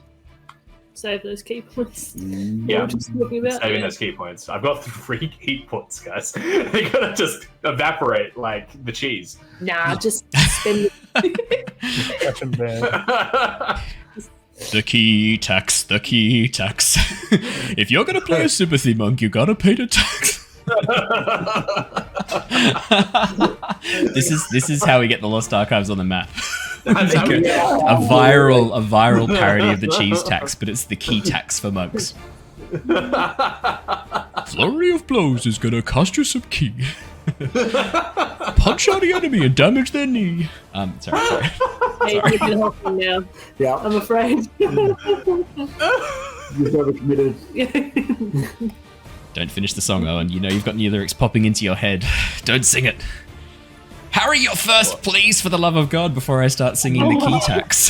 The is it a lava method? Is that what it is? The fire one, the burning one. It looks like it's made of liquid heat. Does it look like I could run up and swipe at it with a sword without hurting myself by doing so? It looks like it is very, very hot. I will say that. Not hot enough that if you were to attack it with a weapon, like maybe if you were to touch it with your bare skin, maybe I would lick it. It might potentially. You could lick it. Look, you can certainly try. Okay, Harry runs up with his rapier. Rapier. Next one, takes a swing. With his new swashbuckler ability, he gets sneak attack, even though he's not hidden. Yep. Hey, very good. And out of curiosity, I should have asked this before doing it. Yeah. He has fancy footwork. During your turn, if you make a melee attack against a creature, that creature can't make an opportunity attack. Does that kind of miss? When you make a melee attack against a creature, because it's just when you make the attack. Yeah, you don't necessarily have to hit. It doesn't say on a hit. So I'd say rules as written. You just have to make an attack. I'll make my attack. There's a 19. 19 is definitely going to hit. 14 damage. 14 damage isn't too bad. Nice. That's max sneak attack. Nice. Harry says like, take this. And now the question is, would you get your sneak attack? No, he gets his No, he does because he's the swashbuckler. Oh, sorry. Yes, you do. Carry on. Yeah. And then he runs away again. It doesn't get an opportunity attack. Yep. Hiri is not going to run towards any of his teammates because he doesn't want to crowd things up. So he's just gonna like sidestep behind his barrel and see if he can kind of maybe. I mean, like it looks like he could maybe hide from the ice method. I don't know if you're gonna let me allow for the bonus action to hide from the thing, but he's just like trying to get a bit of cover or like reduce his like aggro. Have you used your bonus action? No. Do you want to use your bonus action to hide? Yep. Nice. That's a sneaky stealth check. Sneaky. That is a stealth check, yes. 13, brilliant. As you duck down behind and hopefully hide yourself away. You see his ears above the barrel. yeah. Twitching as they like hear the sounds of the magma method. That's hilarious. Now, I do have to quickly check something in your character sheets while we do this. I just need to know what armor each of you has. 15. Or type, okay. Oh no, what type? Is it made of metal? Is the question, I think. Now, the problem is, I don't think any of you have any metal armor. Druid. No. It'd be too heavy. None of you have any metal armor. None of you wear metal armor. I'm just wearing simple clothing. Cool. That's fine. Tetra, your turn. Okay. So what is not close.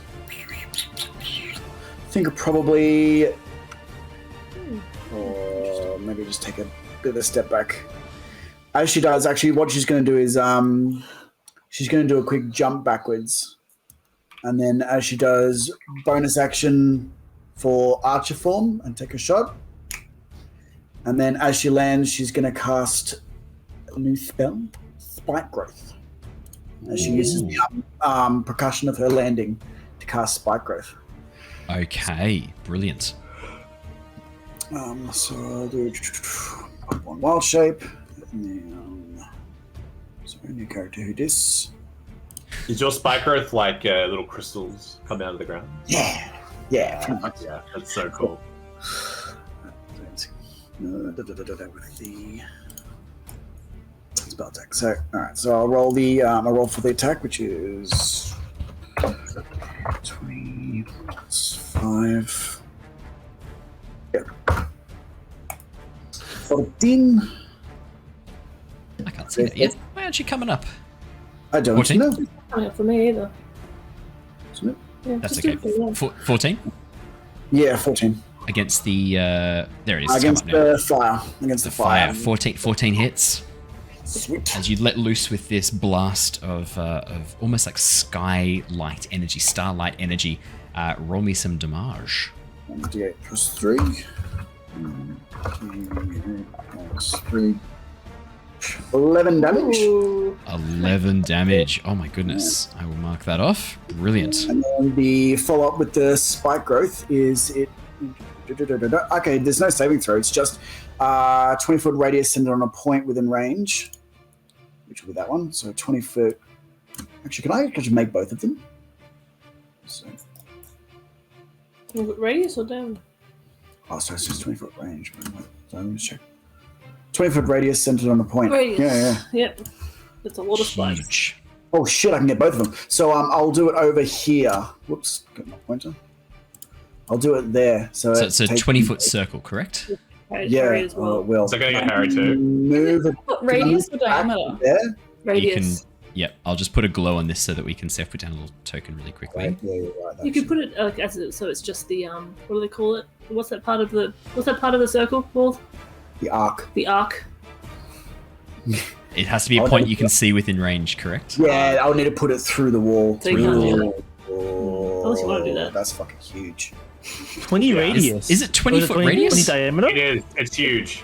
Yeah, it says 20-foot radius. Fuck, Yeah. it's huge. They So always Spike growth? do. Yeah. That's a Spike growth girthy is spike massive. growth. Yeah. That's a girthy spell. Yeah. What's the safest spike rate? Maybe. It's not a there's no save. It's When you try just and move. typical terrain, and then when you're into it or within it, you take damage. Oh, that's a for big moving. spell. I might actually Yeah. hold off on that. I'll be That's right. I'll be right if you want to do it.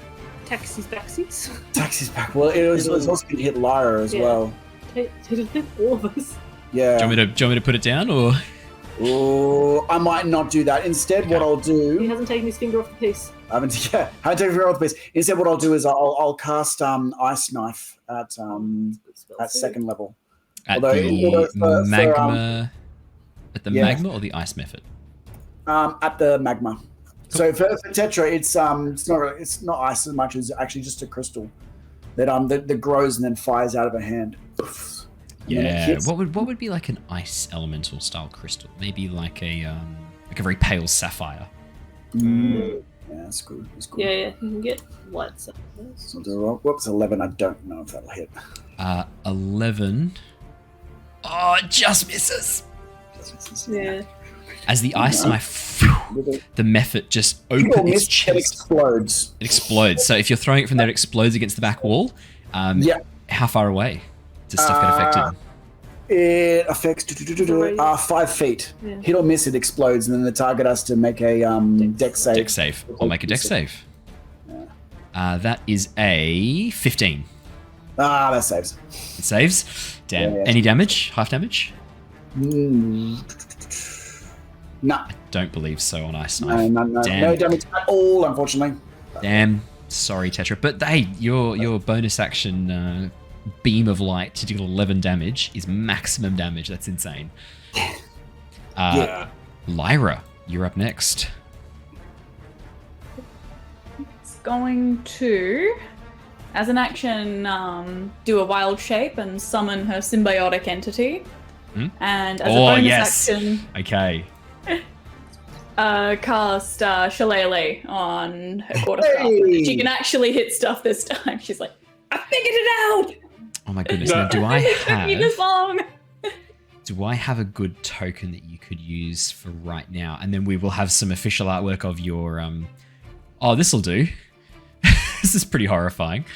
There you go. Oh wow. Pretty apt. So, would you like to describe what your symbiotic entity looks like, Lyra? Oh, as I'm currently imagining it, it's sort of like a really, really large, almost ape-like quadrupedal golem. And so it's sort of, dark and not sure if it's more mossy, earthy, or stony, but it's sort of a not quite solid, I think. And yeah, it's just sort of, it's kind of cute. It's got big hollow eyes, and it just sort of stands over her quite protectively until, until it has to do otherwise. Yeah. So yeah, this creature, like the mushrooms along your body, Lyra, probably begin pulsing a little bit as you maybe like pull out a little patch of spores from a secret pouch, sprinkle them around yourself, and as the spores grow from you, emerging into this form, it kind of like grows out around you, and then stands over you, quite protectively. We will definitely, I know Ali's been working on some artwork that you sent through. I'm also going to have a go at this too if I can, because I've got like very Studio Ghibli vibes of how I want to do this. Like I've got, I'm thinking like the, robots, the protector robots from Laputa Castle in the Sky, but with like a fungus, mushroom, mossy covering. I reckon I could do some cool stuff with that. So I'll have a bit of a play around. I'm thinking like, could do some cool stuff. So I'll have a play around, do some artwork for that too. That's so cool. I love Symbiotic Entity. It's so good. And that gives you some temporary HP and some bonuses to attack, correct? Absolutely. So, because I've leveled up again, it's as soon as I can find where it is in my character sheet, 12 temporary hit points, and then a 1d6 additional necrotic damage for Hail of Spores, and then double damage with melee attacks. I think. Phenomenal. It makes your reaction go from 1d4 to 2d4, and then you add 1d6 to melee hits. Yeah, 1d6 to additional necrotic damage when you hit with a melee attack. Yeah. Double damage dice for your Halo of Spores, yeah. So this was the realization Ali had when she was like, oh, I really needed to take Shillelagh because this only applies to melee attacks, not ranged attacks. I think you'd built a ranged druid before that. See, originally my brain, for some reason, inserted this requirement that it either had to be unarmed attacks and unarmored in order to get the temp hit points and the attacks. Don't know where it came from, but... No, that'd really nerf Circle of Spores Druid and turn it from the OP powerhouse that it is into a much more reasonable class. Reasonable class. But then Moon Druid's a thing, so... I don't think Spore Druid is OP. It's it has peaks. It has peaks at levels. So level 3, for example, it outshines. I mean, again, nowhere near as bad as Moon Druid. It has peaks. At level 5, Ali's going to be laughing and having a great time. And then again, I think at level 11 and level 12, when you start unlocking some of the higher level Spore Druid stuff, you start having a bit of a laugh. Like the point where you can just animate your dead enemies. That's when things start to become quite fun. Level 14, I think you get some really nice things. Yeah. It makes them become ageless and get a bunch of resistances. My mind has kind of been blown a little bit because I have a Spore Druid in one of the other campaigns I DM. Yep. He has never used the symbiote ability. What? Ever. It's like the most powerful thing they have. Yeah, when Ali's like, I've got the symbiote, I'm like, wait a second, what the fuck is this? Oh, it's been homebrewing stuff again. Like, why has he not used this yet? What is happening? Oh, it's been homebrewing again. Oh, it's stop homebrewing. No, this is I'm legit. Just like, what? Oh. Yeah, no, this is... If he's not dropping this every time he enters... He's probably saving his wild shapes. Yeah. Is he using his wild shapes? No. Oh, then I don't know what he's doing, man. I don't know what he's doing. You tell him to look again. Maybe he's holding himself back because I did do this when I was playing my Moon Druid, like in the campaign. I knew how OP they were, and I was purposefully holding her back, just so it wouldn't outshine the rest of the party. Yeah. I reckon that could be right. Actually, he has Vaughn as well, which I've nerfed slightly for this campaign, so that's probably why. Like, he's already pretty powerful. So maybe. Could be. But that's insane. I just saw that and I was like, what? No. Keeps going up. So, Lyra, what would you like to do? Well, she's both action and bonus action are done, and I don't think she's not really going to retreat or anything to sort of put other people in the line of fire. So I think she's just sort of going to square up and What was your action? To summon the entity. Oh, it's not a bonus action, right? Because you're not a Moon Druid. Not a bonus action, which I thought last session. Yep. Moon Druid. Yep, Moon Druid. Alrighty, it's the Ice Mephits go next. You watch as this creature, this demonic entity kind of formed from ice, this elemental embodiment of the cold and frost, looks down along the line, cocks its head, moves up one space, and then just unleashes this blast of frost. Lyra, Nauthiz, and Krasus, I'm going to need all three of you to make me a dexterity saving throw.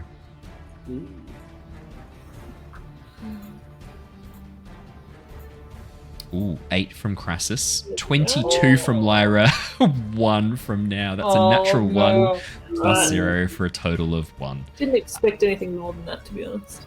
The rock stands there. The rock stands there. T-posing. Lyra, you're going to take half damage from this. The rest of you are going to take 10 points of frost damage, of cold damage. Lyra, you are going to take only 5. Now does not get a cover bonus, Lyra, because you dodge out of the way to avoid taking the damage. Nice try.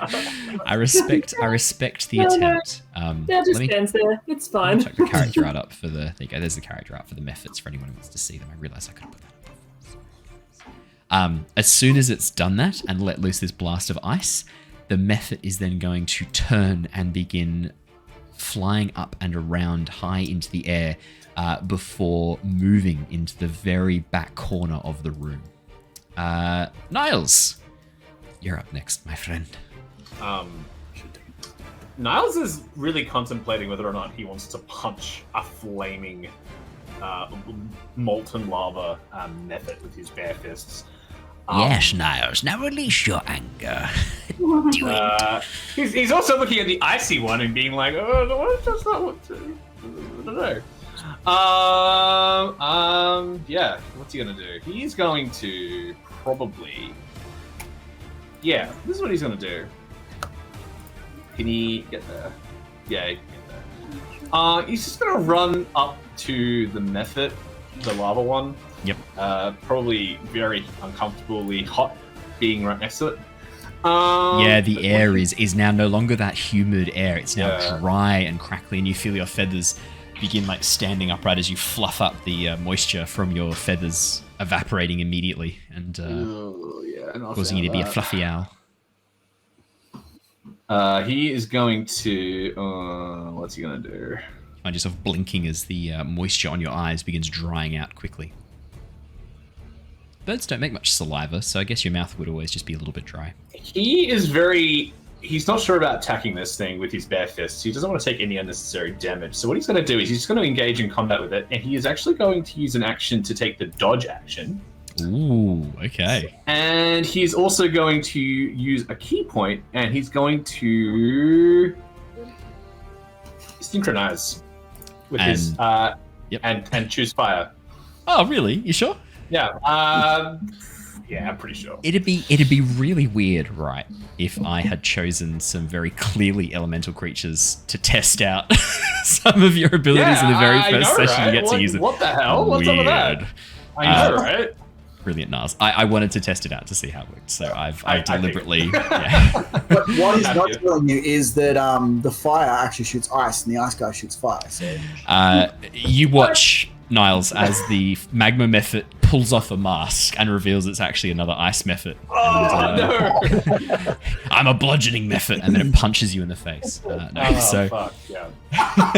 I didn't set my resistance to bludgeoning. I just I'll put the magma method artwork up too. We've had the ice method up for a while now. There we go. Can you enjoy the magma? That's very cool. Oh, the artwork's so good. Yeah. Alrighty. He just looks on, like his head kind of just quizzically looking at this thing, just like. The method is going to fly up and around you, Niles, to position itself in this brilliant, beautiful little cone right here. And then it is going to send out a blast of fire in a cone. You guys have really nicely positioned yourselves. Niles, Harry, and Tetra, I need you all to make me a dexterity saving throw, please. How's that a cone? From him firing out. Cone upwards. I see. Yeah. Oh, like dear. Going out like this 15-foot cone. Brilliant. Look at that. Oh, Well, I have a reaction that can +4 to it if I need. Save throw, was it? yeah, dexterity saving throw. I suspect you might just pass this, Harry. 10. I Okay, am really not glad. I'm really glad I am resistant to fire. Yeah. I'm going to use my was a good reaction move. to do Lucky Footwork, which lets me add a d4. 13. So 13 all up. So Niles Doesn't 8, sound like it's high Tetra enough. 17, Harry 10, but plus your lucky footwork takes you up to 13. Harry, that is a pass. Oh my gosh. Tetra, obviously that's a pass. Niles, that is definitely a fail. Those of you who pass take half damage. Niles, you take half anyway because you are you are resistant to fire damage right now. So that would have been a total of 9 fire damage, but it's not. It's halved to 4. Amazing. So it's not even that bad. Could have been so much worse. Dave, a lot worse. you look happy, Dave. Could you please roll me 2d6s? I need to know if these 2 abilities recharge or not. Okay. While you're doing that, the Magmamorphic can't fly away. Crassus, it's your turn. That's a 6 and a 1. Thank you. Okay. The ice one coalesces as the frost forms around it. The magma one seems to be a bit tuckered out right now. And I move up 5 feet. Yep. Oh, sorry. I just realized something. I took the dodge action, so I actually get advantage on that roll for Oh, dexterity. would you like to roll it again, please? Does that give you... yes, Oh, on dex saves, I guess it does. It does, yeah. Cool. Sorry about that. No. Let's All roll. good. Good catch. 20. 20. Yeah. Nice. Halve it again. That's only 2 damage for you Good. now, Niles. Amazing. 2. Thank you. 2. Oh, man. I think we have the name of the episode. Krasus, your turn. All right, so I'm going to Oh, use man. If I don't a- call this one a Song of Fire and Ice, what am I doing with my life, really? I mean, I thought tea time was a pretty good Tea time. Yeah. front runner for it. Yeah. The Goldilocks All right. effect. I am going to cast a second level spell called Maximilian's Earthen Grasp. Yes. What? Love this spell. Yeah. Sounds fucking This awesome. is a good spell. But I'm going to try and like flavor it, Owen. So because I'm like a chrono energy wizard, Yep. I'm almost like locking it in place. Yeah, okay. Do you want to do it then as like a time effect rather than the earth reaching up and grabbing at this creature? You concentrate, hold out your hand, and then you watch as it slows down in time. Yes, and then like it almost like when I like grasp my hand in, it almost like crushes it to emulate the fist, but like put it like a little bit of a time sort of like Do you want to have it even that the damage isn't coming from you like crushing it with your hand? The damage is coming because it's trying to move forward in time while its body is being thrust backwards, and it's this because it's such an unregulated and uncontrolled effect. It's actually tearing it apart as a result of it. You know, it would have a lot of strain on the muscles, wouldn't it, if that Yeah. was happening? So Yeah, that sounds perfect. So let's give that a go. So I Strength cast saving that throw. within 30 feet, and I cast on this. Strength saving throw. These creatures are very strong. That's a 6. That's a fail. That fails. So I do 2d6 damage. So take 9 bludgeoning. 9 bludgeoning damage. And that, for all and purposes, is restrained. Now, this is a concentration spell for a minute as well, Yep, so I can brilliant. keep chucking this out. As an yeah, action, so you that can is use the also hand to reach restrained. for a different creature. Oh, that's amazing. Yeah, How so this far is can you move um, it each turn? No, just an unoccupied space within 30 feet of you. You can just move it to any Yeah. space within 30 feet. That's amazing. As I said, I love Maximilian's Earthen Grasp. It's one of those spells that I don't think a lot of people take because it doesn't appear in a lot of the meta, but it's a great spell. Well, I saw it and I thought it looked pretty cool, so It's I thought, great. why not? It's so good. It sounds fun, and I started thinking like I could like twist it to like sort of be what Krasus sort of has. As I said, always open to reflavoring and retexturing of spells. A massive fan of it. So yeah, as much as possible, retexture your stuff. Make it unique. I love it. Cool. So that's my main action. Do I have any bonus actions? No, not really. So what I'm Alrighty. going to do is I am just going to move 5 feet here, so we're not in the line anymore. So Krasus sort of moves back up to the north, just out of reach of the ice. And I'm myths. thinking as well, I think there's a lot of furniture in the way between me and him, so he shouldn't really have Yeah. it. I'll buy and put myself back a little Yeah. bit. Just put a bit of distance between you and the ice method, and a few items, a few shelving and crates and boxes. Yes. But it is Alrighty. restrained as well, so when that Yeah. now goes to hit it, it is restrained. Yes. Now, it's your Yes, turn. Although, so when it's restrained, does that pull it down out of the corner because it was in there? It's because the roof's only 9 feet high. It can't really be out of range for you because you're. How tall are you now? You're what, 5 feet tall? Yeah. And if So your you could hit arm it. is like You 2 could hit feet, up you can to- still hit it. Yeah. Okay. Yeah. So it's still in range. Yeah, still within range. Excellent. I'm going to come straight up, and as it's restrained in that gravity goop, now hit it with their warhammer, war pick. Brilliant. Swing with advantage. Yes. Whoop. 16. 16 will definitely hit. Awesome. As this happens, one of the runes that now had been polishing a couple of sessions ago, suddenly, like with the thing that Harry gave them, the little polish thing, that lights up suddenly, and fiery chains leap out and wrap around this thing as well. So it's restrained, so it'll have disadvantage on a strength saving throw against this. Alrighty. It's already restrained, but it's still cool. 6 again. Alright, so it takes an extra 2d6 fire damage as well. 2d6 fire damage. Would you like to roll that for me, please? 6, 5. So 11 points of damage.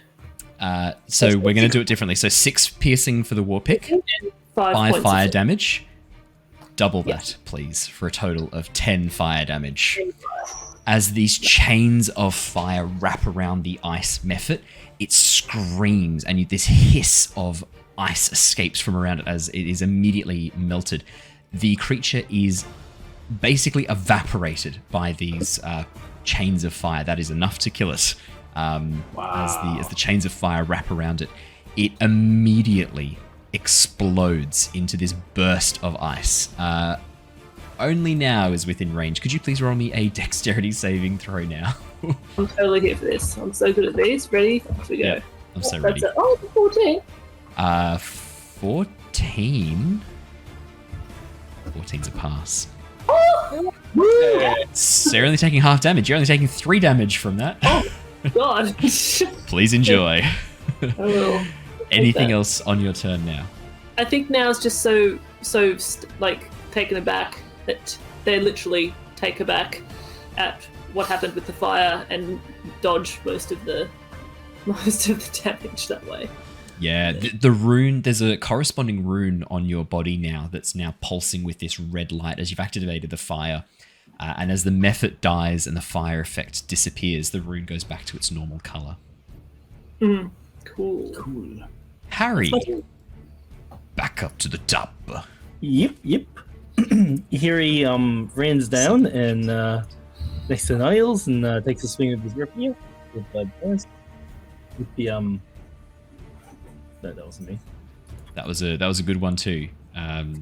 Jared and Claire, that was very nicely done, the two of you together. Oh, 23, Harry, that's obviously gonna hit. Yep, and that's 11 damage. Oh, Harry, how do you want to do this? Hey! You know, you guys, well synchronized.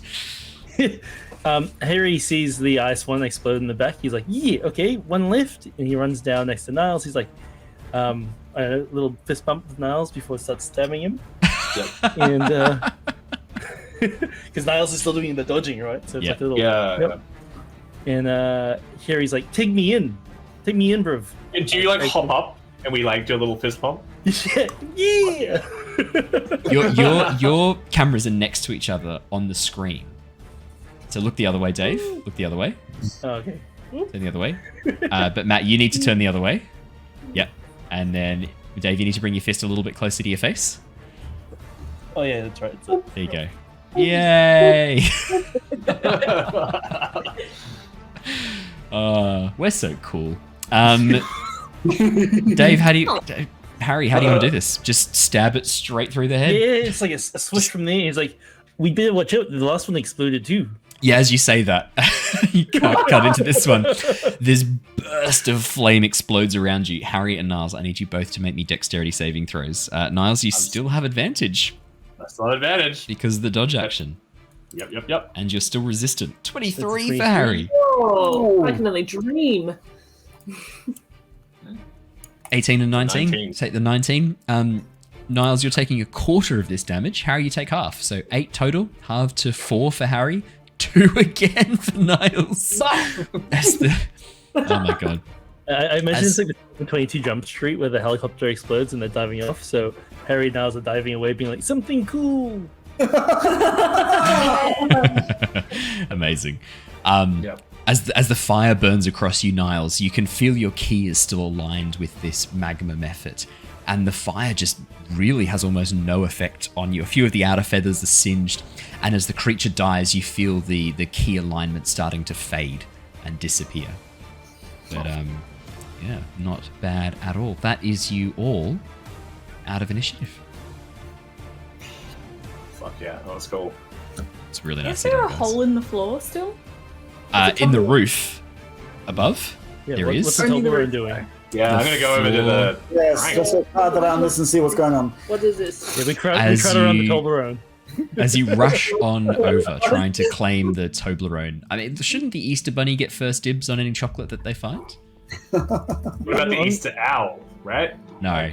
Harry's clearly the Easter Bunny. As you rush up, you can see sitting on the floor, partially melted into the stonework underneath, on a bit of an angle, so it looks like it's kind of caught itself and can't slide any further. You can see this very strange-looking object, a long, extended, elongated pyramid, almost like a cylinder, but made out of a triangle shape. It's made of this very strange brassy metal, and you can see it is covered in runes all around it. And underneath the brass, you can see this obsidian coloration. These obsidian crystals. Ooh, obsidian. Taking bets. Who's voting that this thing's gonna immediately kill us the second we manage to go even closer to it? Oh, Obsidian's not too bad. What does... I think it might be of a bit of use for us, actually, Lyra. I am optimistic about this. Well, you see, obsidian's for protection, so it should be very safe.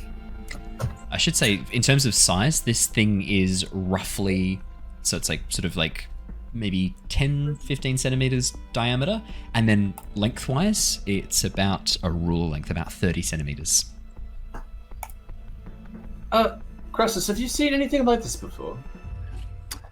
Okay, I'll have a quick little walk forward. Owen, have I ever seen anything like this before? You have never seen anything like this before. Okay, so I sort of bend down a little bit, sort of crouch, start sort of examining, looking at it, looking through my notes, sort of scratching my head a little bit. So this is crystalline in nature, you said? The internal section of it, it looks like it's made up of a few different parts as you examine it, Krasus. Do you want to roll me an investigation check? Sure. I'll give you some. As I am doing my musings, I will sort of you say, wanna no, I don't think I've ever seen anything like this before. Oh, wow, that's a 7. That's Oh, not very rollable. but I like crystals. Yeah, let me Yes, roll it. Do you want to roll? I do you haven't roll made any investigation, head. Tetra? Sure. Krasus, as you look over it, yeah, it looks like it's made of a couple of different components. There's some metal, there's some black stuff that looks like it could be maybe obsidian. You're not really sure. Tetra. The internal core is definitely this dark obsidian crystal, and you can actually see this very faint purple glow still gathered around from inside the obsidian. You know that any light you shine through obsidian takes on a bit of a dark purple hue. So probably whatever light this is being warped and changed to make it look purple. The outer layers are covered in these intricate platings of, maybe electrum or brass as you look at it. Covered again in these giant runes and arcane symbols. The arcane symbols, Tetra wouldn't recognize. Krasus, as Tetra points out some of the arcane symbols, you recognize a handful of them, but a lot of them are ones you've never seen before. And the giant runes as well that cover it, very unusual. At the moment, I'm assuming none of you have picked it up. It's just sitting on the floor. Yeah. I'm about to pick it up. Yeah, cool. Okay, did you want to pick it up? Yeah. I wouldn't. Now it is. Usually it's like, the metals and things are used for like moving of magic. They're good for magic, and it looks like it's lit from inside. So maybe it's holding on to something, or it's shielding something or channeling Or it's something? ready to give off something. I shake it. Oh, Now it is as you now it is as you pick up the metal tube, the cylindrical tube, the pyramid tube. There's this moment of like, it's quite heavy. Not much else to say really. And then suddenly the light begins to grow a little bit brighter. And it begins feeling even heavier in your hands now, this, before it starts vibrating ever so slightly, and then immediately begins splitting apart, sections of metal cracking off and floating up around it, connected by these tendrils of thin white light back to the crystal. As it splits and begins forming, you can see these metal shapes and shards of obsidian crystal warping and shifting and actually changing and transmuting in the air in front of you to take on 5 new shapes as it splits apart. And then suddenly, with this rapid movement, each of those shards slams across into each of you. And that is where we are going to end the session for tonight. What? It's a TPK. We all died. Actually, sorry. Six shards. No, sorry, 5 shards split off. And now is already holding one. So yeah, I should say it's 6 total, but now still holding it. Yeah. I can see Dave being like, wait, only 5? As a guest character, No. teleported. He's just there by himself. No. Harry is still affected by this because Now's holding it. So the one that Now is still holding doesn't fly. It stays attached. Harry's in the corner eating a carrot. Like, what's going on, guys? What's up, Doc? Oh no! No, we've been demonetized by Disney. Wait, is that Disney? It's not Disney. Who owns Bugs Bunny? Whatever. Who gives a shit? Are the shards all different colors, Owen? No. All of this they're all obsidian crystal and electrum and brass. And yeah, that is where we're going to end tonight's session, because the reveal for that next session, too juicy not to leave on a cliffhanger. What's that going to be? So, thank you so much for joining us, everybody. It's been lovely having you here live. If you're joining us live on Twitch, if you're listening to this recorded on YouTube, thank you so much. Hit the like button, hit that subscribe button if you've enjoyed it, and leave a comment below if you want to. For those of you who are listening on iTunes, Google Podcasts, any of the other, like Pandora, that's the other one, Pandora, any of the other ones that we're on, if you can leave a review, we'd love it if you could. And recommend it. But that is all from us here tonight. Stay safe, stay well, and we will see you all again next time. Goodbye, everybody. Bye. Bye. Bye.